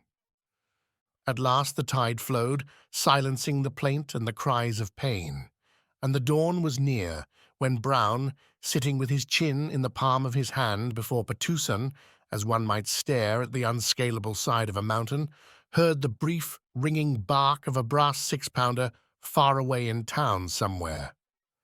"What's this?" he asked of Cornelius, who hung about him. Cornelius listened. A muffled roaring shout rolled down river over the town. A big drum began to throb, and others responded, pulsating and droning. Tiny scattered lights began to twinkle in the dark half of the town, while the part lighted by the loom of fires hummed with a deep and prolonged murmur. "He has come," said Cornelius. "What, already? Are you sure?" Brown asked. Yes, sure. Listen to the noise." "What are they making that row about?" pursued Brown. "For joy," snorted Cornelius. "He is a very great man, but all the same he knows no more than a child, and so they make a great noise to please him, because they know no better." "Look here," said Brown. "How is one to get at him?" "He shall come to talk to you," Cornelius declared. "What do you mean? Come down here strolling, as it were?" Cornelius nodded vigorously in the dark. "Yes, he will come straight here and talk to you. He is just like a fool. You shall see what a fool he is." Brown was incredulous. You shall see," repeated Cornelius. "He is not afraid of anything. He will come and order you to leave his people alone. Everybody must leave his people alone. He is like a little child. He will come to you straight." Alas, he knew Jim well, that mean little skunk, as Brown called him to me. "Yes, certainly," he pursued with ardor. "And then, Captain, you tell that tall man with a gun to shoot him. Just you kill him, and you will frighten everybody so much that you can do anything you like with them afterwards, get what you like, go away when you like. Ha, ha, ha! Fine!" He almost danced with impatience and eagerness, and Brown, looking over his shoulder at him, could see, shown up by the pitiless dawn, his men drenched with dew, sitting amongst the cold ashes and the litter of the camp, haggard, cowed, and in rags. Chapter 41. To the very last moment, till the full day came upon them with a spring, the fires on the west bank blazed bright and clear, and then Brown saw, in a knot of coloured figures motionless between the advanced houses, a man in European clothes, in a helmet, all white. "That's him, look, look!" Cornelius said excitedly. All Brown's men had sprung up and crowded at his back with lustreless eyes. The group of vivid colours and dark faces with the white figure in their midst were observing the knoll. Brown could see naked arms being raised to shade the eyes and other brown arms pointing. What should he do? He looked around, and the forests that faced him on all sides walled the cockpit of an unequal contest. He looked once more at his men. A contempt, a weariness, the desire of life, the wish to try for one more chance, for some other grave, struggled in his breast. From the outline, the figure presented, it seemed to him that the white man there, backed up by all the power of the land, was examining his position through binoculars. Brown jumped up on the log, throwing his arms up, the palms outwards. The coloured group closed round the white man and fell back twice before he got clear of them, walking slowly alone. Brown remained standing on the log till Jim, appearing and disappearing between the patches of thorny scrub, had nearly reached the creek. Then Brown jumped off and went down to meet him on his side. They met, I should think, not very far from the place, perhaps on the very spot where Jim took the second desperate leap of his life, the leap that landed him into the life of Patusan, into the trust, the love, the confidence of the people. They faced each other across the creek, and with steady eyes tried to understand each other before they opened their lips. Their antagonism must have been expressed in their glances. I know that Brown hated Jim at first sight. Whatever hopes he might have had vanished at once. This was not the man he had expected to see. He hated him for this, and in a checked flannel shirt with sleeves cut off at the elbows, grey-bearded with a sunken, sun-blackened face, he cursed in his heart the other's youth and assurance, his clear eyes, and his untroubled bearing. That fellow had got in a long way before him. He did not look like a man who would be willing to give anything for assistance. He had all the advantages on his side: possession, security, power. He was on the side of an overwhelming force. He was not hungry and desperate, and he did not seem in the least afraid. And there was something in the very neatness of Jim's clothes, from the white helmet to the canvas leggings and the pipe-clayed shoes, which in Brown's somber, irritated eyes seemed to belong to things he had, in the very shaping of his life, condemned and flouted. "Who are you?" asked Jim at last, speaking in his usual voice. "My name's Brown," answered the other loudly. "Captain Brown. What's yours?" And Jim, after a little pause, went on quietly, as if he had not heard. "What made you come here?" "You want to know," said Brown bitterly. "It's easy to tell. Hunger, and what made you." "The fellow started at this," said Brown, relating to me the opening of this strange conversation between those two men, separated only by the muddy bed of a creek, but standing on the opposite poles of that conception of life which includes all mankind. "The fellow started at this, and got very red in the face. Too big to be questioned, I suppose. I told him that if he looked upon me as a dead man with whom you may take liberties, he himself was not a whit better off, really. I had a fellow up there who had a bead drawn on him all the time, and only waited for a sign from me. There was nothing to be shocked at in this. He had come down of his own free will." "Let us agree," said I, "that we are both dead men, and let us talk on that basis, as equals." "We are all equal before death," I said.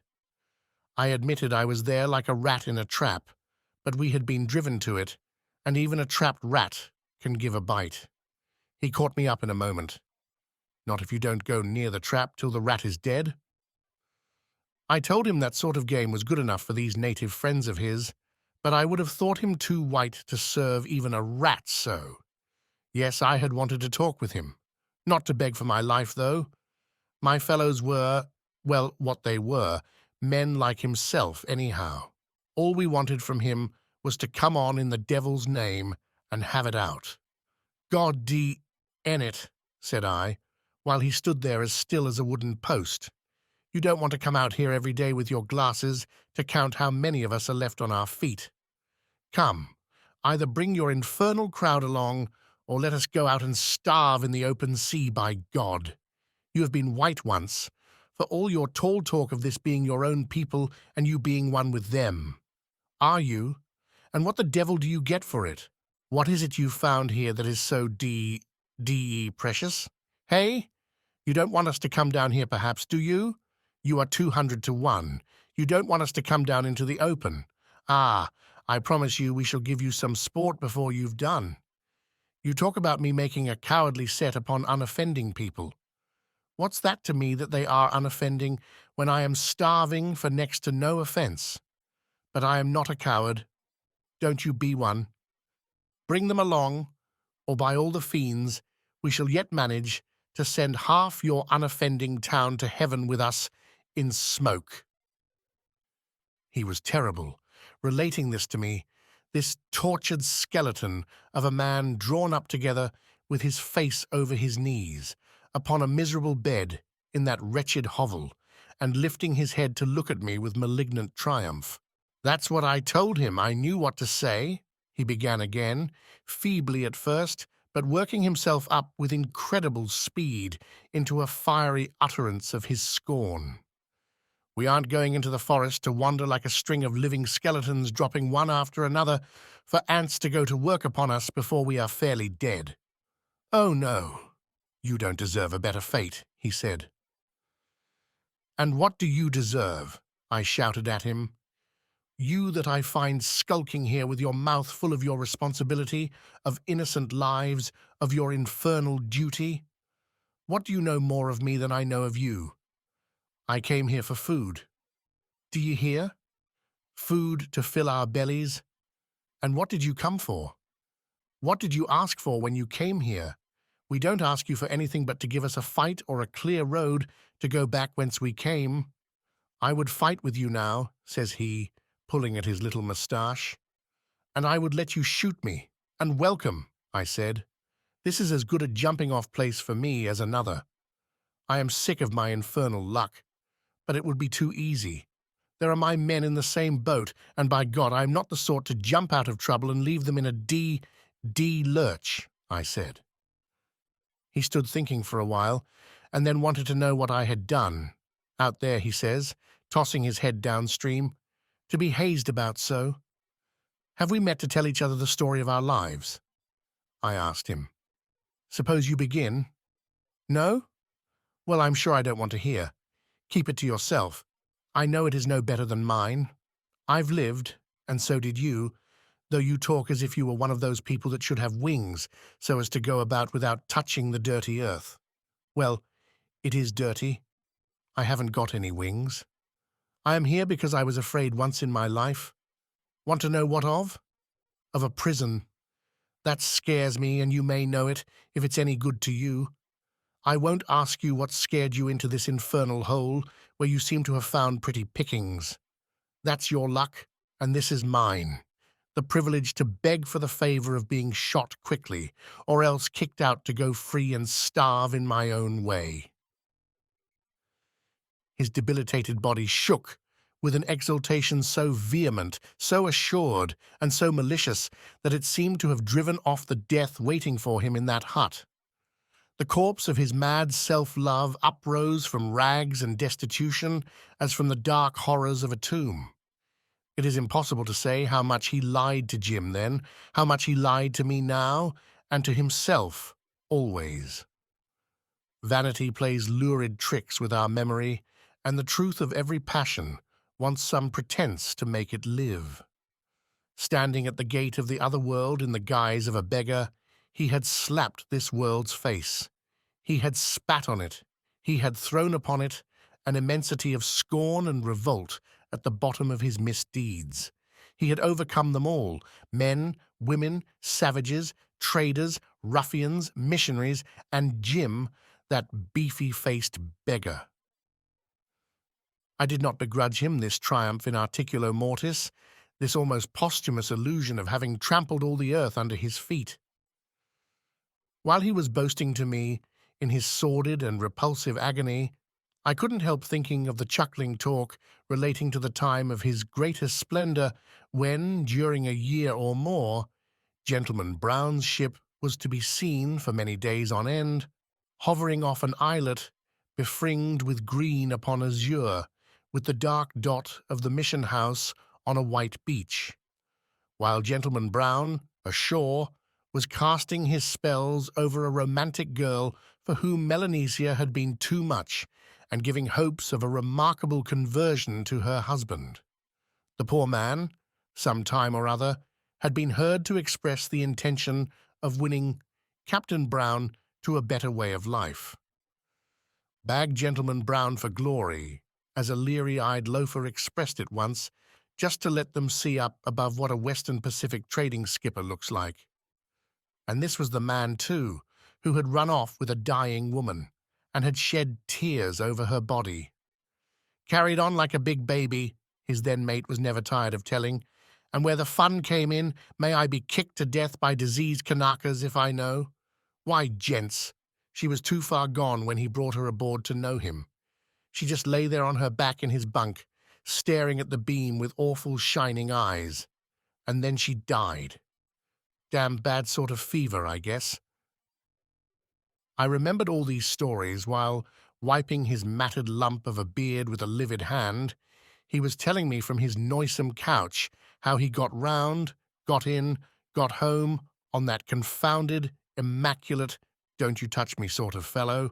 He admitted that he couldn't be scared, but there was a way, as broad as a turnpike, to get in and shake his twopenny soul around and inside out and upside down. By God. Chapter 42. I don't think he could do more than perhaps look upon that straight path.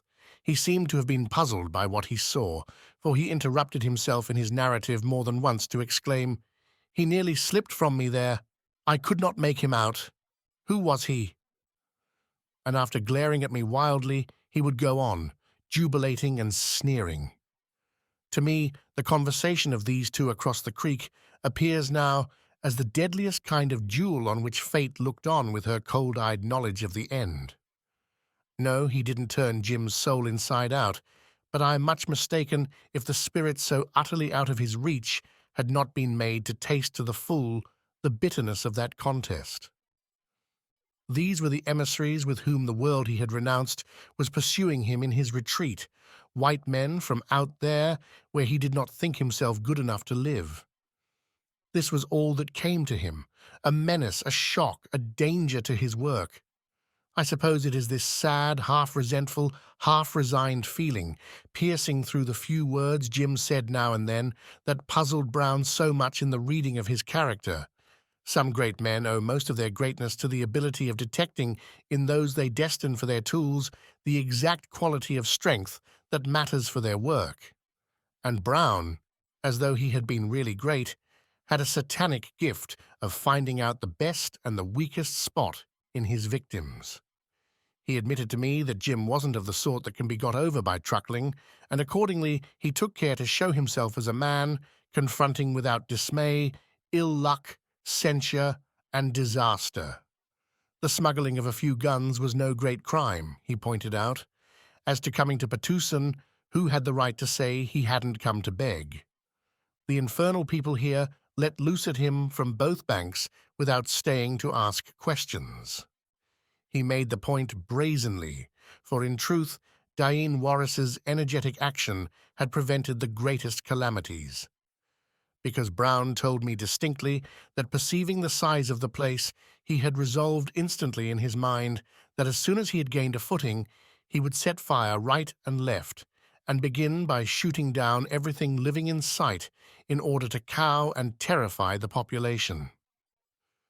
The disproportion of forces was so great that this was the only way giving him the slightest chance of attaining his ends, he argued in a fit of coughing. But he didn't tell Jim this. As to the hardships and starvation they had gone through, these had been very real. It was enough to look at his band. He made, at the sound of a shrill whistle, all his men appear standing in a row on the logs in full view, so that Jim could see them. For the killing of the man, it had been done, well, it had, but was not this war, bloody war, in a corner? And the fellow had been killed cleanly, shot through the chest, not like that poor devil of his lying now in the creek. They had to listen to him dying for 6 hours with his entrails torn with slugs. At any rate, this was a life for a life. And all this was said with the weariness, with the recklessness of a man spurred on and on by ill luck till he cares not where he runs. When he asked Jim with a sort of brusque, despairing frankness whether he himself, straight now, didn't understand that when it came to saving one's life in the dark, one didn't care who else went, 300 people. It was as if a demon had been whispering advice in his ear. I made him wince, boasted Brown to me. He very soon left off coming the righteous over me. He just stood there with nothing to say, and looking as black as thunder, not at me, on the ground. He asked Jim whether he had nothing fishy in his life to remember that he was so damnedly hard upon a man trying to get out of a deadly hole by the first means that came to hand, and so on, and so on. And there ran through the rough talk a vein of subtle reference to their common blood, an assumption of common experience, a sickening suggestion of common guilt, of secret knowledge that was like a bond of their minds and of their hearts. At last Brown threw himself down full length and watched Jim out of the corners of his eyes. Jim, on his side of the creek, stood thinking and switching his leg. The houses in view were silent, as if a pestilence had swept them clean of every breath of life. But many invisible eyes were turned from within upon the two men with the creek between them, a stranded white boat, and the body of the third man half sunk in the mud. On the river canoes were moving again, for Patusan was recovering its belief in the stability of earthly institutions since the return of the White Lord. The right bank, the platforms of the houses, the rafts moored along the shores, even the roofs of bathing huts were covered with people that, far away out of earshot and almost out of sight, were straining their eyes towards the knoll beyond the Rajah's stockade. Within the wide, irregular ring of forests, broken in two places by the sheen of the river, there was a silence. "Will you promise to leave the coast?" Jim asked. Brown lifted and let fall his hand, giving everything up as it were, accepting the inevitable. "And surrender your arms," Jim went on. Brown sat up and glared across. "Surrender our arms, not till you come to take them out of our stiff hands. You think I am gone crazy with funk? Oh no, that and the rags I stand in is all I have got in the world, besides a few more breech-loaders on board, and I expect to sell the lot in Madagascar if I ever get so far, begging my way from ship to ship." Jim said nothing to this. At last, throwing away the switch he held in his hand, he said, as if speaking to himself, "I don't know whether I have the power." "You don't know, and you wanted me just now to give up my arms. That's good too," cried Brown. "Suppose they say one thing to you and do the other thing to me." He calmed down markedly. "I dare say you have the power, or what's the meaning of all this talk?" he continued. "What did you come down here for? To pass the time of day?"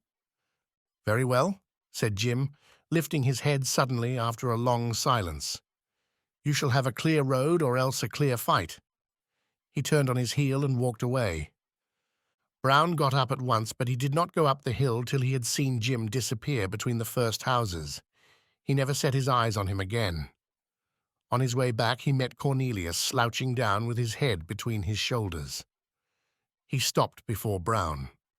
"Why didn't you kill him?" he demanded in a sour, discontented voice. "Because I could do better than that," Brown said with an amused smile. "Never, never," protested Cornelius with energy. "Couldn't. I have lived here for many years." Brown looked up at him curiously. There were many sides to the life of that place in arms against him, things he would never find out. Cornelius slunk past dejectedly in the direction of the river. He was now leaving his new friends. He accepted the disappointing course of events with a sulky obstinacy which seemed to draw more together his little yellow old face. And as he went down, he glanced askant here and there, never giving up his fixed idea. Henceforth events move fast without a check, flowing from the very hearts of men like a stream from a dark source, and we see Jim amongst them, mostly through Tam Itam's eyes. The girl's eyes had watched him too, but her life is too much entwined with his. There is her passion, her wonder, her anger, and above all her fear and her unforgiving love. Of the faithful servant, uncomprehending as the rest of them, it is the fidelity alone that comes into play, a fidelity and a belief in his Lord so strong that even amazement is subdued to a sort of saddened acceptance of a mysterious failure. He has eyes only for one figure, and through all the mazes of bewilderment he preserves his air of guardianship, of obedience, of care. His master came back from his talk with the white men, walking slowly towards the stockade in the street. Everybody was rejoiced to see him return, for while he was away every man had been afraid not only of him being killed, but also of what would come after. Jim went into one of the houses, where old Doramin had retired, and remained alone for a long time with the head of the Bugis settlers. No doubt he discussed the course to follow with him then, but no man was present at the conversation. Only Tam Itam, keeping as close to the door as he could, heard his master say, "Yes, I shall let all the people know that such is my wish. But I spoke to you, O Doramin, before all the others and alone. for you know my heart as well as I know yours and its greatest desire, and you know well also that I have no thought but for the people's good." Then his master, lifting the sheeting in the doorway, went out, and he, Tam, had a glimpse of old Doramin within, sitting in the chair with his hands on his knees and looking between his feet.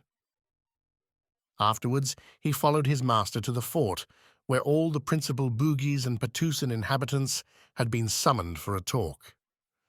Tam himself hoped there would be some fighting. What was it but the taking of another hill? He exclaimed regretfully. However, in the town, many hoped that the rapacious strangers would be induced by the sight of so many brave men making ready to fight, to go away. It would be a good thing if they went away.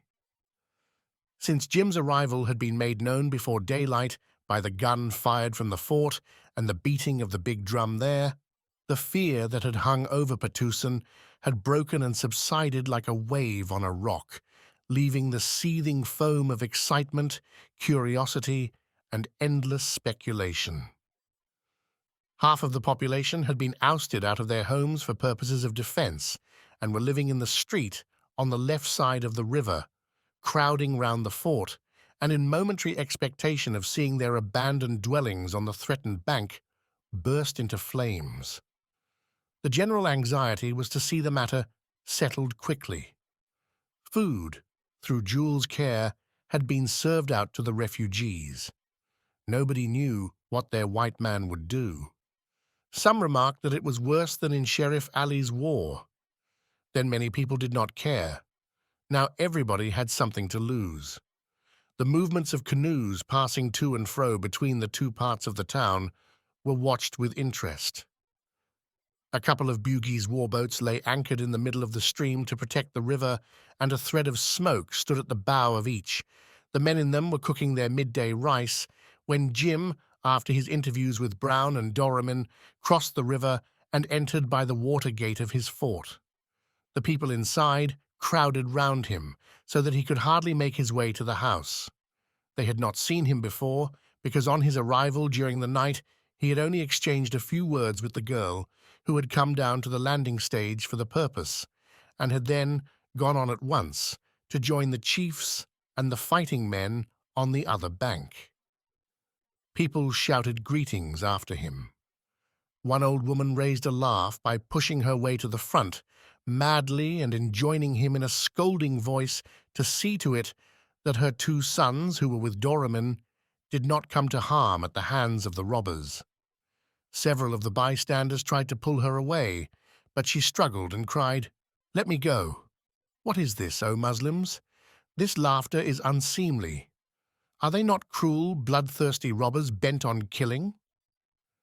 "Let her be," said Jim, and as a silence fell suddenly, he said slowly, "Everybody shall be safe." He entered the house before the great sigh, and the loud murmurs of satisfaction had died out. There's no doubt his mind was made up that Brown should have his way clear back to the sea. His fate, revolted, was forcing his hand. He had, for the first time, to affirm his will in the face of outspoken opposition. There was much talk, and at first my master was silent, Tam said. Darkness came, and then I lit the candles on the long table. The chiefs sat on each side, and the lady remained by my master's right hand. When he began to speak, the unaccustomed difficulty seemed only to fix his resolve more immovably. The white men were now waiting for his answer on the hill. Their chief had spoken to him in the language of his own people, making clear many things difficult to explain in any other speech. They were erring men whom suffering had made blind to right and wrong.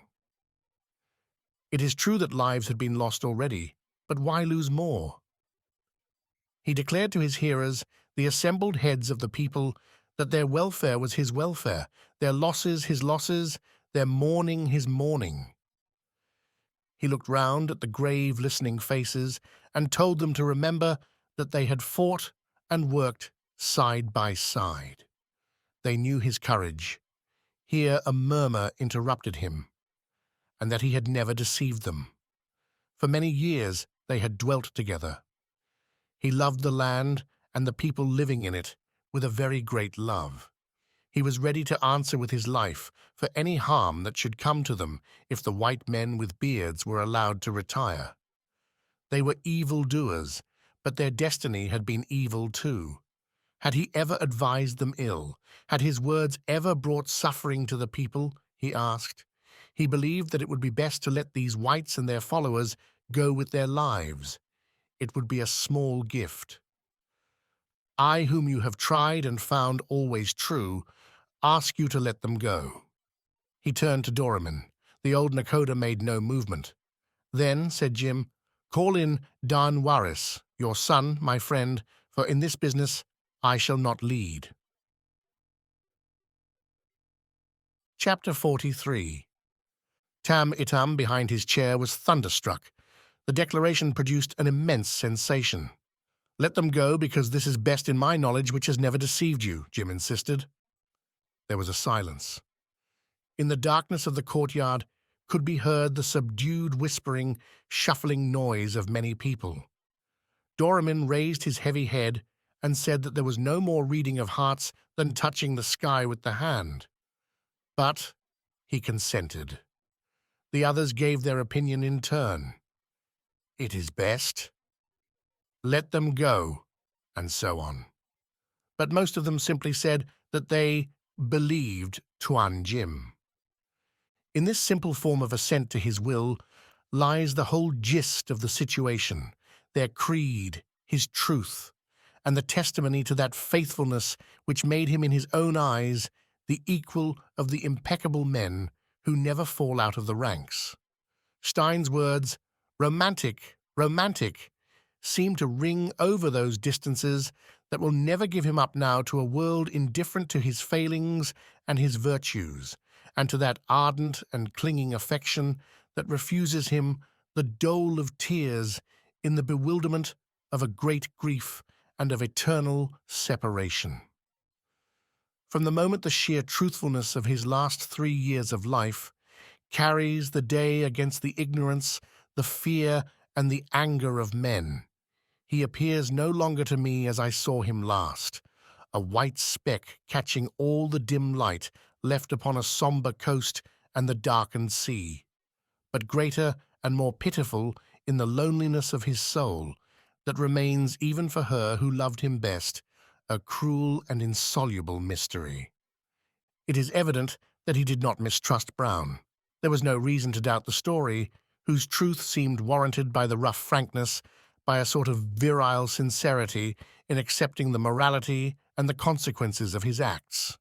But Jim did not know the almost inconceivable egotism of the man which made him, when resisted and foiled in his will, mad with the indignant and revengeful rage of a thwarted autocrat. But if Jim did not mistrust Brown, he was evidently anxious that some misunderstanding should not occur, ending perhaps in collision and bloodshed. It was for this reason that directly the Malay chiefs had gone, he asked Jewel to get him something to eat, as he was going out of the fort to take command in the town. On her remonstrating against this on the score of his fatigue, he said that something might happen for which he would never forgive himself. I am responsible for every life in the land, he said. He was moody at first. She served him with her own hands, taking the plates and dishes of the dinner service presented him by Stein from Tam Itam. He brightened up after a while, told her she would be again in command of the fort for another night. There's no sleep for us, old girl, he said, while our people are in danger. Later on, he said jokingly that she was the best man of them all. If you and Dain Waris had done what you wanted, not one of these poor devils would be alive today. Are they very bad? She asked, leaning over his chair. Men act badly sometimes, without being much worse than others, he said, after some hesitation. Tam Itam followed his master to the landing stage outside the fort. The night was clear but without a moon, and the middle of the river was dark, while the water under each bank reflected the light of many fires As on a night of Ramadan, Tam-itam said, warboats drifted silently in the dark lane, or anchored, floated motionless with a loud ripple. That night there was much paddling in a canoe and walking at his master's heels for Tam-itam. Up and down the street they tramped, where the fires were burning, inland on the outskirts of the town, where small parties of men kept guard in the fields. Tuan Jim gave his orders and was obeyed. Last of all they went to the Rajah's stockade, which a detachment of Jim's people manned on that night. The old Rajah had fled early in the morning with most of his women to a small house he had near a jungle village on a tributary stream. Kasim, left behind, had attended the council with his air of diligent activity to explain away the diplomacy of the day before. He was considerably cold-shouldered, but managed to preserve his smiling, quiet alertness, and professed himself highly delighted when Jim told him sternly that he proposed to occupy the stockade on that night with his own men. After the council broke up, he was heard outside accosting this and that deputing chief, and speaking in a loud, gratified tone of the Rajah's property being protected in the Rajah's absence. About 10 or so, Jim's men marched in. The stockade commanded the mouth of the creek, and Jim meant to remain there till Brown had passed below. A small fire was lit on the flat, grassy point outside the wall of stakes, and Tam-itam placed a little folding stool for his master. Jim told him to try and sleep. Tam-itam got a mat and lay down a little way off, but he could not sleep, though he knew he had to go on an important journey before the night was out. His master walked to and fro before the fire with bowed head and with his hands behind his back. His face was sad. Whenever his master approached him, Tam-itam pretended to sleep, not wishing his master to know he had been watched. At last his master stood still, looking down on him as he lay, and said softly, "It is time." Tam-itam arose directly and made his preparations. His mission was to go down the river, preceding Brown's boat by an hour or more, to tell Dayanwaris finally and formally that the whites were to be allowed to pass out unmolested. Jim would not trust anybody else with that service. Before starting, Tam-itam, more as a matter of form, since his position about Jim made him perfectly known, asked for a token. "Because, Tuan," he said, "the message is important, and these are thy very words I carry." His master first put his hand into one pocket, then into another, and finally took off his forefinger Stein's silver ring, which he habitually wore, and gave it to Tam-itam. When Tam-itam left on his mission, Brown's camp on the knoll was dark, but for a single small glow, shining through the branches of one of the trees the white men had cut down. Early in the evening, Brown had received from Jim a folded piece of paper on which was written, "You get the clear road. Start as soon as your boat floats on the morning tide. Let your men be careful. The bushes on both sides of the creek and the stockade at the mouth are full of well-armed men. You would have no chance, but I don't believe you want bloodshed." Brown read it, tore the paper into small pieces, and turning to Cornelius, who had brought it, said jeeringly, "Goodbye, my excellent friend." Cornelius had been in the fort and had been sneaking around Jim's house during the afternoon. Jim chose him to carry the note because he could speak English, was known to Brown, and was not likely to be shot by some nervous mistake of one of the men as a Malay. Approaching in the dusk, perhaps might have been. Cornelius didn't go away after delivering the paper. Brown was sitting up over a tiny fire. All the others were lying down.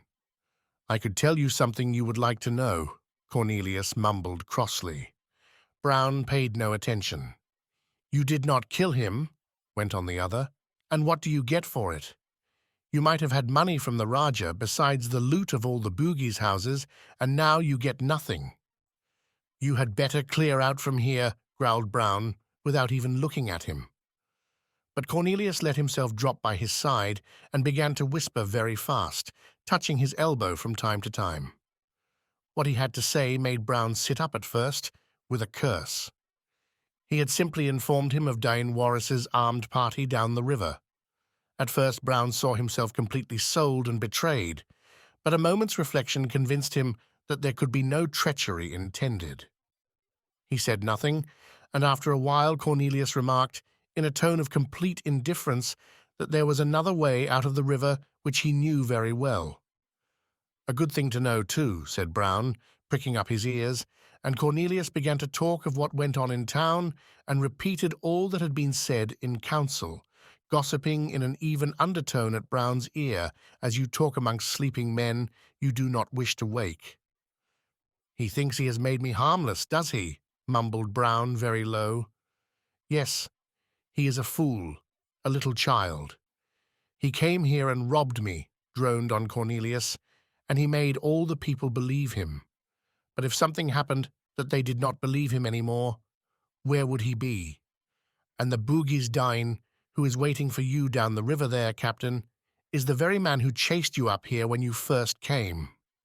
Brown observed nonchalantly that it would be just as well to avoid him, and with the same detached, musing air, Cornelius declared himself acquainted with a backwater broad enough to take Brown's boat past Warris's camp.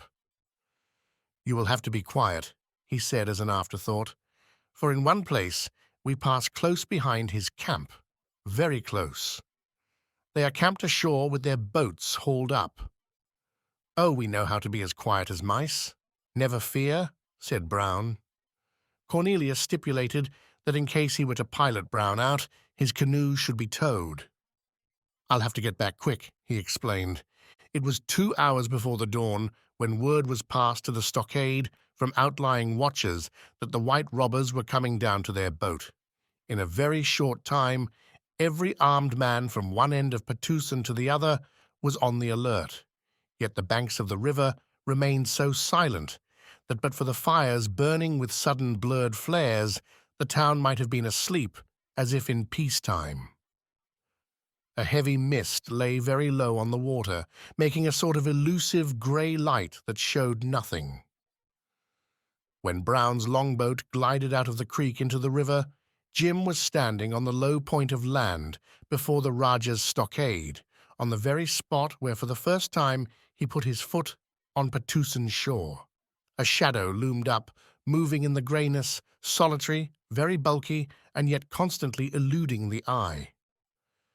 A murmur of low talking came out of it. Brown at the tiller heard Jim speak calmly. "A clear road.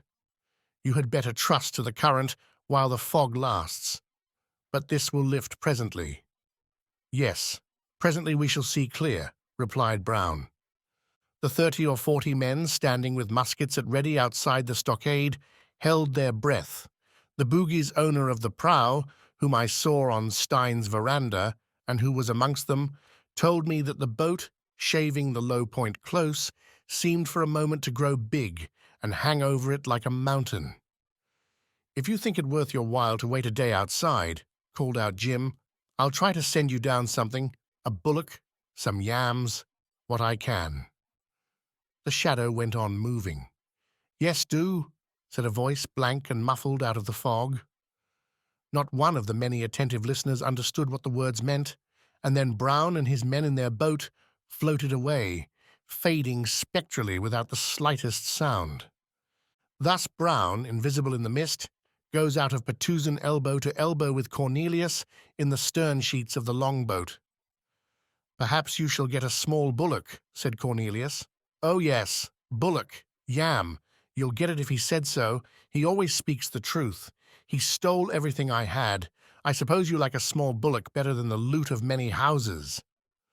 "I would advise you to hold your tongue, or somebody here may fling you overboard into this damned fog," said Brown. The boat seemed to be standing still. Nothing could be seen, not even the river alongside.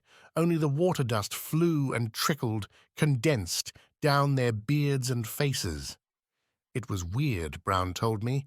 Every individual man of them felt as though he were adrift alone in a boat, haunted by an almost imperceptible suspicion of sighing, muttering ghosts. "Throw me out, would you? But I would know where I was, mumbled Cornelius surlily. I've lived many years here. Not long enough to see through a fog like this, Brown said, lolling back with his arms swinging to and fro on the useless tiller. Yes, long enough for that, snarled Cornelius. That's very useful, commented Brown. Am I to believe you could find that back way you spoke of blindfold like this? Cornelius grunted. Are you too tired to row? He asked after a silence. No, by God, shouted Brown suddenly. Out with your oars there.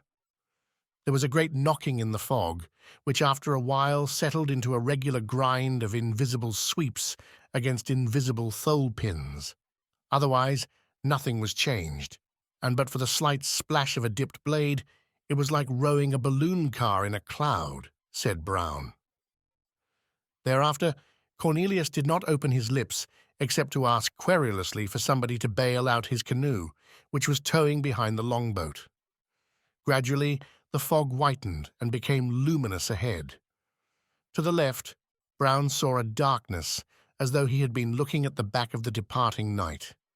All at once, a big bough covered with leaves appeared above his head, and ends of twigs, dripping and still, curved slenderly close alongside. Cornelius, without a word, took the tiller from his hand. Chapter 44. I don't think they spoke together again.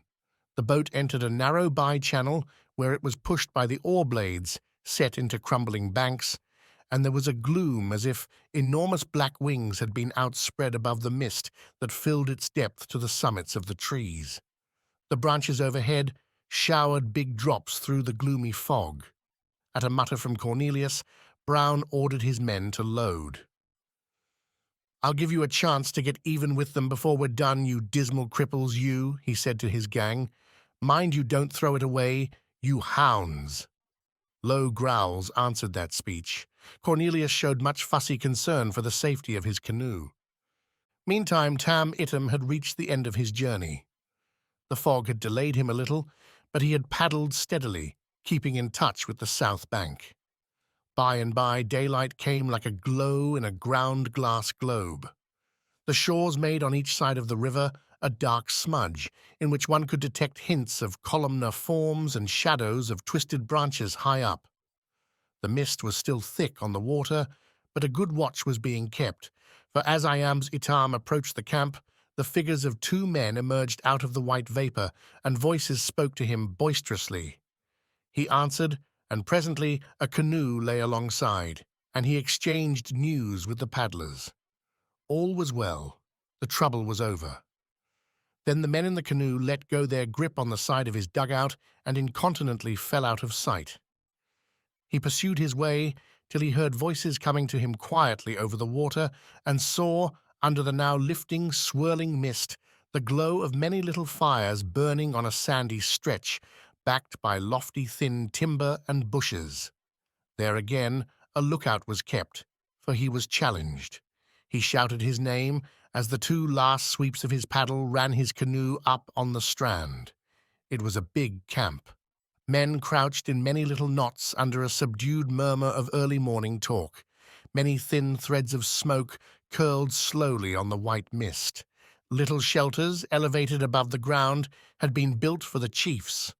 Muskets were stacked in small pyramids, and long spears were stuck singly into the sand near the fires. Tam Itam, assuming an air of importance, demanded to be led to Dayin Waris. He found the friend of his white lord lying on a raised couch made of bamboo, and sheltered by a sort of shed of sticks covered with mats. Dayin Waris was awake, and a bright fire was burning before his sleeping place, which resembled a rude shrine. The only son of Nakoda Doraman answered his greeting kindly. Tam Itam began by handing him the ring which vouched for the truth of the messenger's words. Dayin Waris, reclining on his elbow, bade him speak and tell all the news. Beginning with the consecrated formula, "The news is good," Tam Itam delivered Jim's own words. The white men, deputing with the consent of all the chiefs, were to be allowed to pass down the river. In answer to a question or two, Tam Itam then reported the proceedings of the last council. Dain Waris listened attentively to the end, toying with the ring which ultimately he slipped on the forefinger of his right hand. After hearing all he had to say, he dismissed Tam Itam to have food and rest. Orders for the return in the afternoon were given immediately. Afterwards, Dain Waris lay down again, open-eyed, while his personal attendants were preparing his food at the fire, by which Tam Itam also sat talking to the men who lounged up to hear the latest intelligence from the town. The sun was eating up the mist.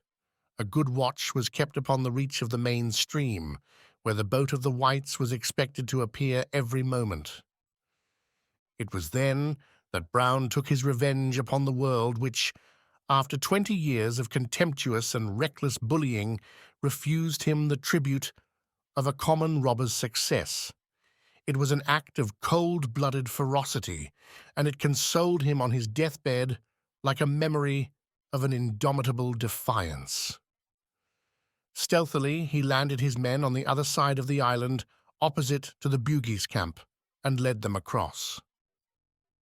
After a short but quite silent scuffle, Cornelius, who had tried to slink away at the moment of landing, resigned himself to show the way where the undergrowth was most sparse. Brown held both his skinny hands together behind his back in the grip of one vast fist, and now and then impelled him forward with a fierce push. Cornelius remained as mute as a fish, abject but faithful to his purpose, whose accomplishment loomed before him dimly. At the edge of the patch of forest, Brown's men spread themselves out in cover and waited. The camp was plain from end to end before their eyes, and no one looked their way. Nobody even dreamed that the white men could have any knowledge of the narrow channel at the back of the island. When he judged the moment come, Brown yelled, "Let them have it!" and 14 shots rang out like one. Tam Itam told me the surprise was so great that except for those who fell dead or wounded, not a soul of them moved for quite an appreciable time after the first discharge. Then a man screamed, and after that scream a great yell of amazement and fear went up from all the throats. A blind panic drove these men in a surging, swaying mob to and fro along the shore like a herd of cattle afraid of the water. Some few jumped into the river then, but most of them did so only after the last discharge. 3 times Brown's men fired into the ruck. Brown, the only one in view, cursing and yelling, "Aim low! Aim low!" Tam Itam says that, as for him, he understood at the first volley what had happened. Though untouched, he fell down and lay as if dead, but with his eyes open.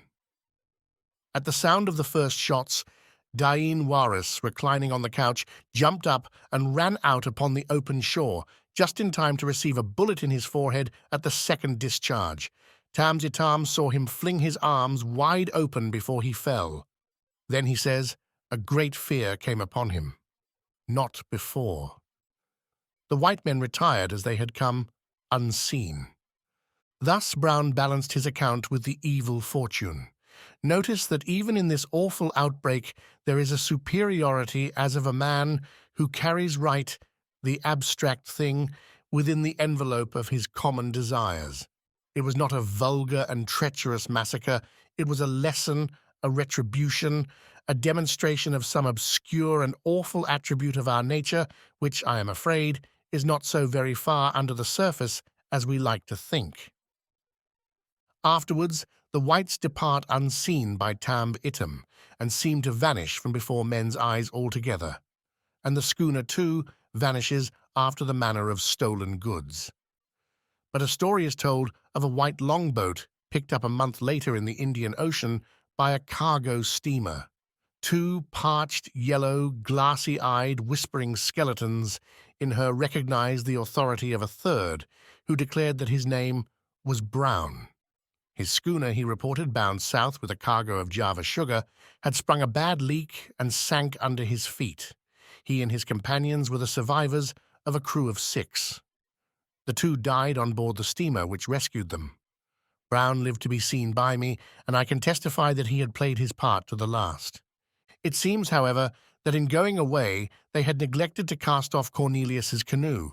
Cornelius himself, Brown, had let go at the beginning of the shooting with a kick for a parting benediction. Tam-Itam, after arising from amongst the dead, saw the Nazarene running up and down the shore amongst the corpses and the expiring fires. He uttered little cries. Suddenly, he rushed to the water and made frantic efforts to get one of the boogie's boats into the water. Afterwards, till he had seen me, related Tam-Vitam, he stood looking at the heavy canoe and scratching his head. What became of him? I asked. Tam-Vitam, staring hard at me, made an expressive gesture with his right arm. Twice I struck, Tuan, he said.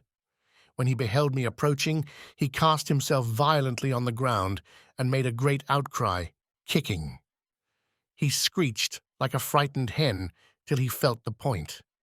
Then he was still, and lay staring at me while his life went out of his eyes. This done, Tam-Itam did not tarry. He understood the importance of being the first with the awful news at the fort.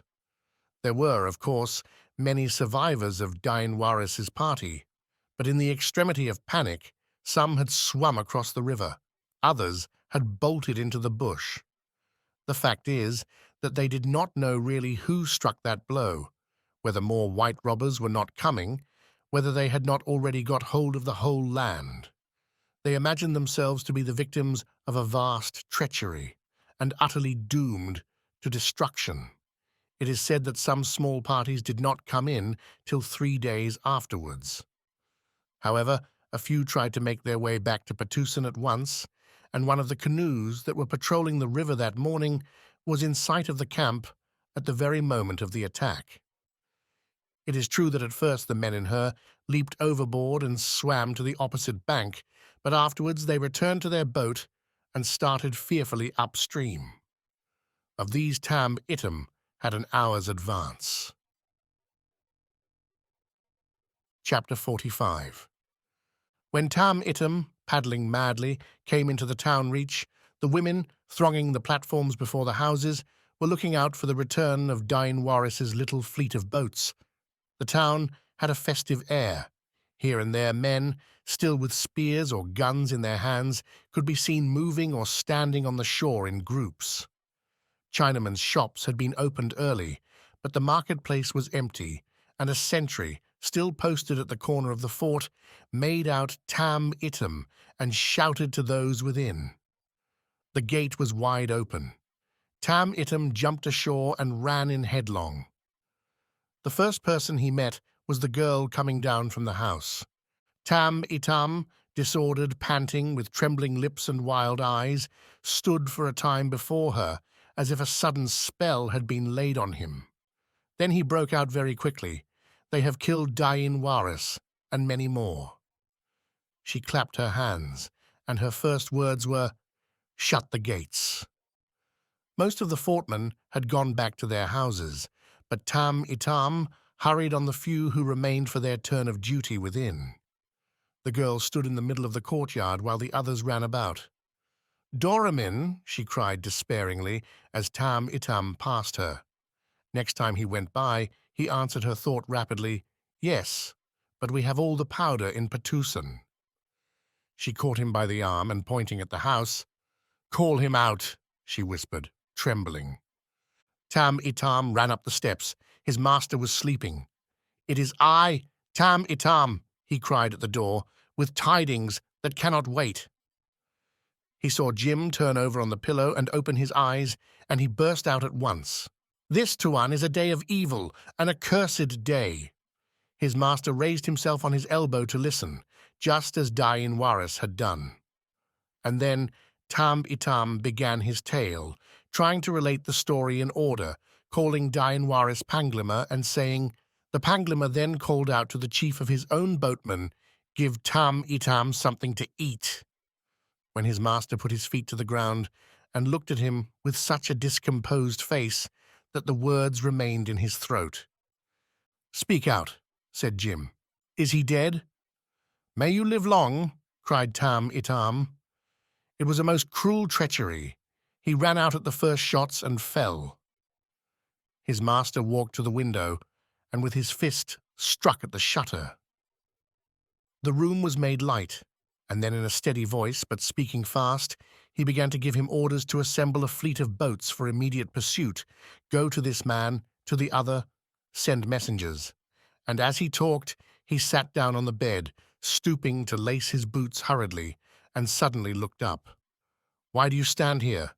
he asked, very red-faced. "Waste no time." Tam Zitam did not move. "Forgive me, Tuan, but, he began to stammer. "What?" cried his master aloud, looking terrible, leaning forward with his hands gripping the edge of the bed. "It is not safe for thy servant to go out amongst the people," said Tam Zitam, after hesitating a moment. Then Jim understood. He had retreated from one world for a small matter of an impulsive jump, and now the other, the work of his own hands, had fallen in ruins upon his head. It was not safe for his servant to go out amongst his own people. I believe that in that very moment he had decided to defy the disaster in the only way it occurred to him such a disaster could be defied. But all I know is that, without a word, he came out of his room and sat before the long table, at the head of which he was accustomed to regulate the affairs of his world, proclaiming daily the truth that surely lived in his heart. The dark powers should not rob him twice of his peace. He sat like a stone figure. Tam Itam, deferential, hinted at preparations for defense. The girl he loved came in and spoke to him, but he made a sign with his hand, and she was awed by the dumb appeal for silence in it. She went out on the veranda and sat on the threshold, as if to guard him with her body from dangers outside. What thoughts passed through his head? What memories? Who can tell? Everything was gone, and he who had been once unfaithful to his trust had lost again all men's confidence. It was then, I believe, he tried to write to somebody and gave it up. Loneliness was closing on him. People had trusted him with their lives, only for that, and yet they could never, as he had said, never be made to understand him. Those without did not hear him make a sound. Later, towards the evening, he came to the door and called for Tam Itam. "Well?" he asked. "There is much weeping, much anger too," said Tam Itam. Jim looked up at him. "You know," he murmured. "Yes, Tuan," said Tam Itam. "Thy servant does know, and the gates are closed. We shall have to fight." "Fight? What for?" he asked. "For our lives." "I have no life," he said. Tam Itam heard a cry from the girl at the door. "Who knows?" said Tam Itam. "By audacity and cunning we may even escape. There is much fear in men's hearts too." He went out, thinking vaguely of boats and of open sea, leaving Jim and the girl together. I haven't the heart to set down here such glimpses as she had given me of the hour or more she passed in there wrestling with him for the possession of her happiness. Whether he had any hope, what he expected, what he imagined, it is impossible to say. He was inflexible, and with the growing loneliness of his obstinacy, his spirit seemed to rise above the ruins of his existence. She cried, "Fight!" into his ear. She could not understand. There was nothing to fight for. He was going to prove his power in another way and conquer the fatal destiny itself. He came out into the courtyard, and behind him, with streaming hair, wild of face, breathless, she staggered out and leaned on the side of the doorway. "Open the gates," he ordered. Afterwards, turning to those of his men who were inside, he gave them leave to depart to their homes. "For how long, Tuan?" asked one of them timidly. "For all life," he said in a somber tone.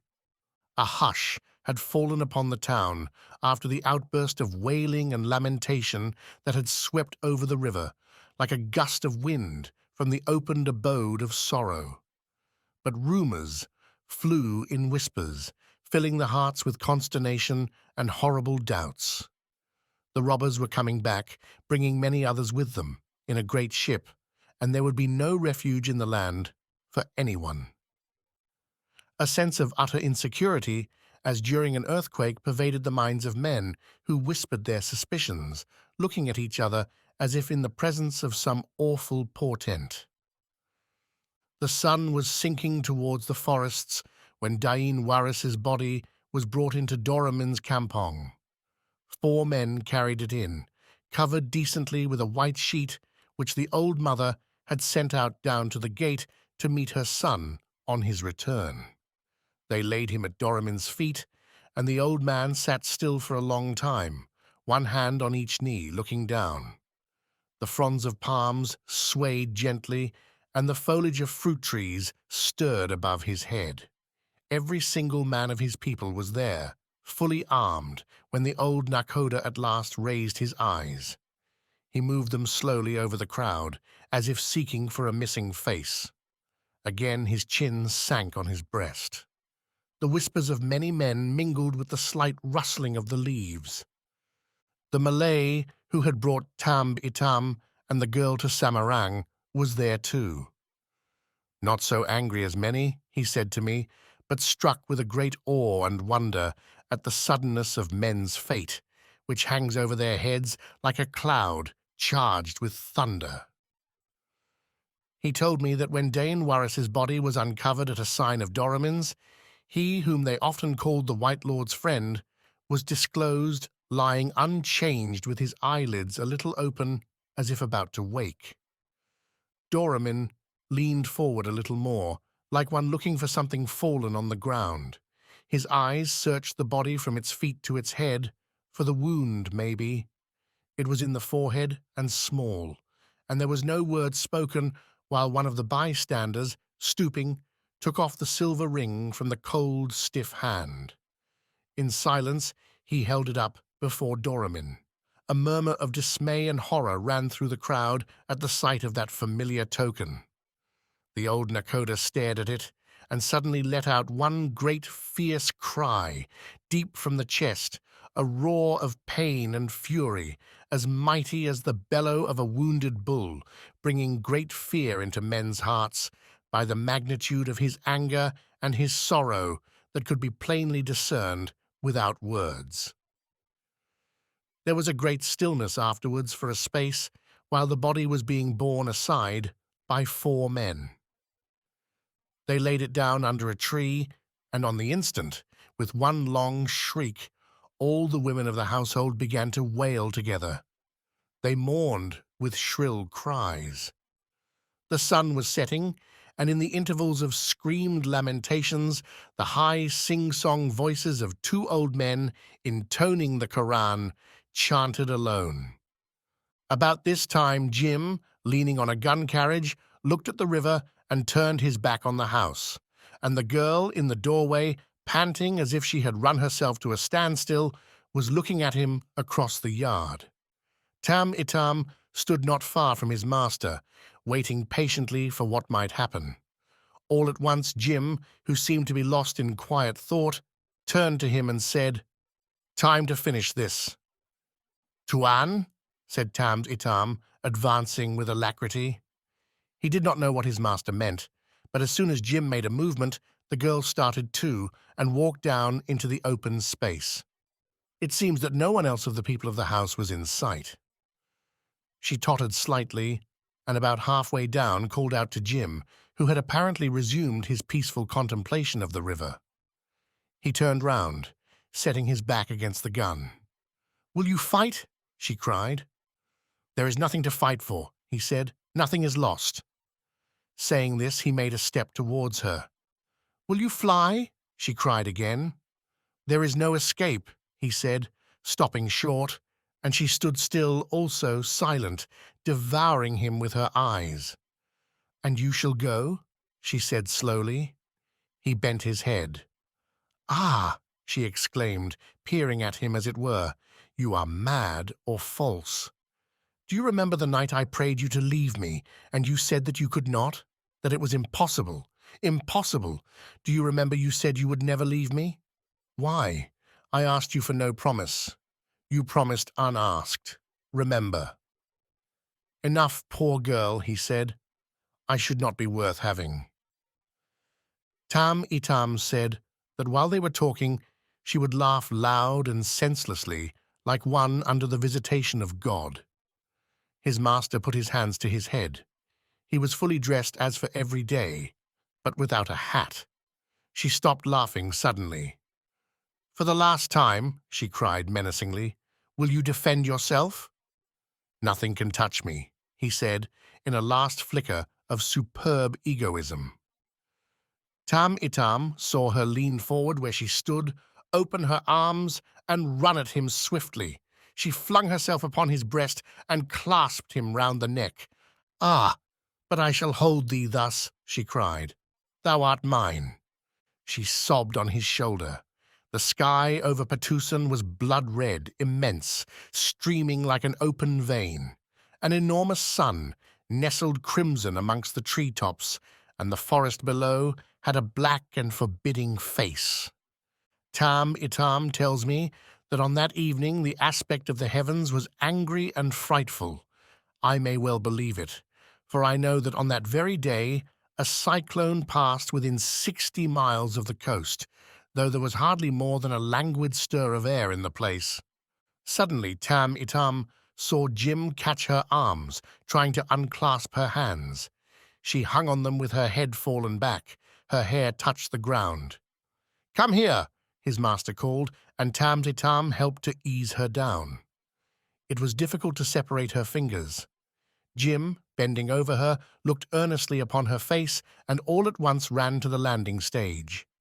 Tam-i-Tam followed him, but turning his head, he saw that she had struggled up to her feet. She ran after them a few steps, then fell down heavily on her knees. "Tuan! Tuan!" called Tam-i-Tam. "Look back!"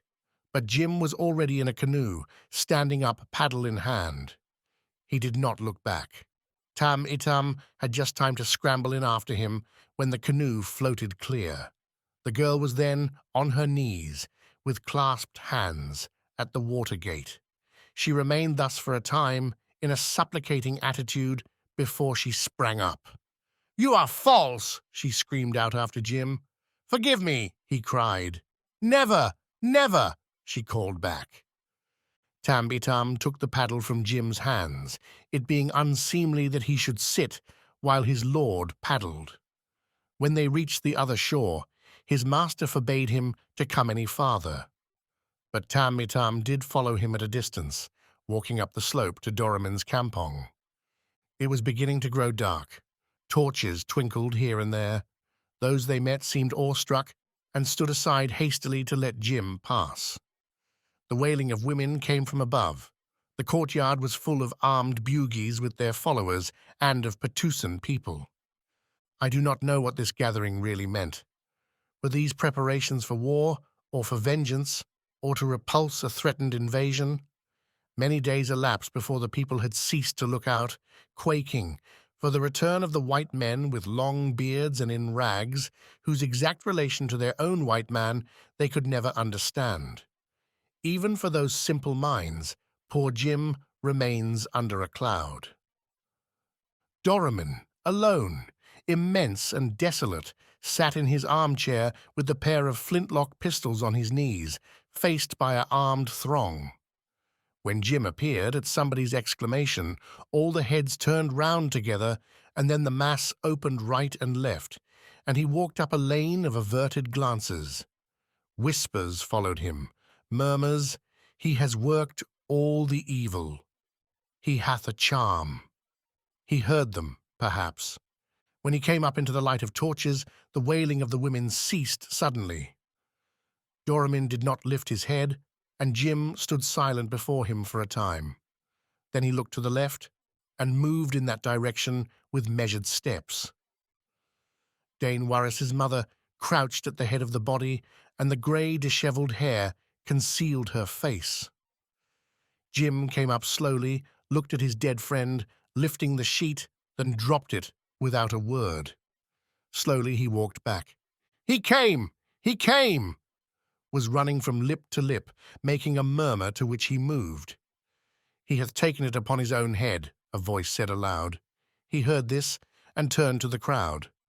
Yes, upon my head. A few people recoiled. Jim waited a while before Doramin and then said gently, I am come in sorrow. He waited again. I am come ready and unarmed, he repeated. The unwieldy old man, lowering his big forehead like an ox under a yoke, made an effort to rise, clutching at the flintlock pistols on his knees. From his throat came gurgling, choking, inhuman sounds, and his two attendants helped him from behind. People remarked that the ring which he had dropped on his lap fell and rolled against the foot of the white man, and that poor Jim glanced down at the talisman that had opened for him the door of fame, love, and success within the wall of forests fringed with white foam, within the coast that under the western sun looks like the very stronghold of the night. Doramin, struggling to keep his feet, made with his two supporters a swaying, tottering group. His little eyes stared with an expression of mad pain, of rage with a ferocious glitter, which the bystanders noticed. And then, while Jim stood stiffened and with bared head in the light of torches, looking him straight in the face, he clung heavily with his left arm round the neck of a bowed youth, and lifting deliberately his right, shot his son's friend through the chest. The crowd, which had fallen apart behind Jim as soon as Doramin had raised his hand, rushed tumultuously forward after the shot. They say that the white man sent right and left at all those faces a proud and unflinching glance. Then with his hand over his lips, he fell forward, dead. And that's the end. He passes away under a cloud, inscrutable at heart, forgotten, unforgiven, and excessively romantic. Not in the wildest days of his boyish visions could he have seen the alluring shape of such an extraordinary success. For it may very well be that in the short moment of his last, proud and unflinching glance, he had beheld the face of that opportunity which, like an Eastern bride, had come veiled to his side. But we can see him, an obscure conqueror of fame, tearing himself out of the arms of a jealous love at the sign, at the call of his exalted egoism. He goes away from a living woman to celebrate his pitiless wedding with a shadowy ideal of conduct. Is he satisfied? Quite now, I wonder. We ought to know. He is one of us. And have I not stood up once, like an evoked ghost, to answer for his eternal constancy? Was I so very wrong after all? Now he is no more. There are days when the reality of his existence comes to me with an overwhelming force. And yet, upon my honor, there are moments, too, when he passes from my eyes like a disembodied spirit astray amongst the passions of this earth, ready to surrender himself faithfully to the claim of his own world of shades. Who knows? He is gone, inscrutable at heart, and the poor girl is leading a sort of soundless, inert life in Stein's house. Stein has aged greatly of late. He feels it himself, and says often that he is preparing to leave all this, preparing to leave, while he waves his hand sadly at his butterflies.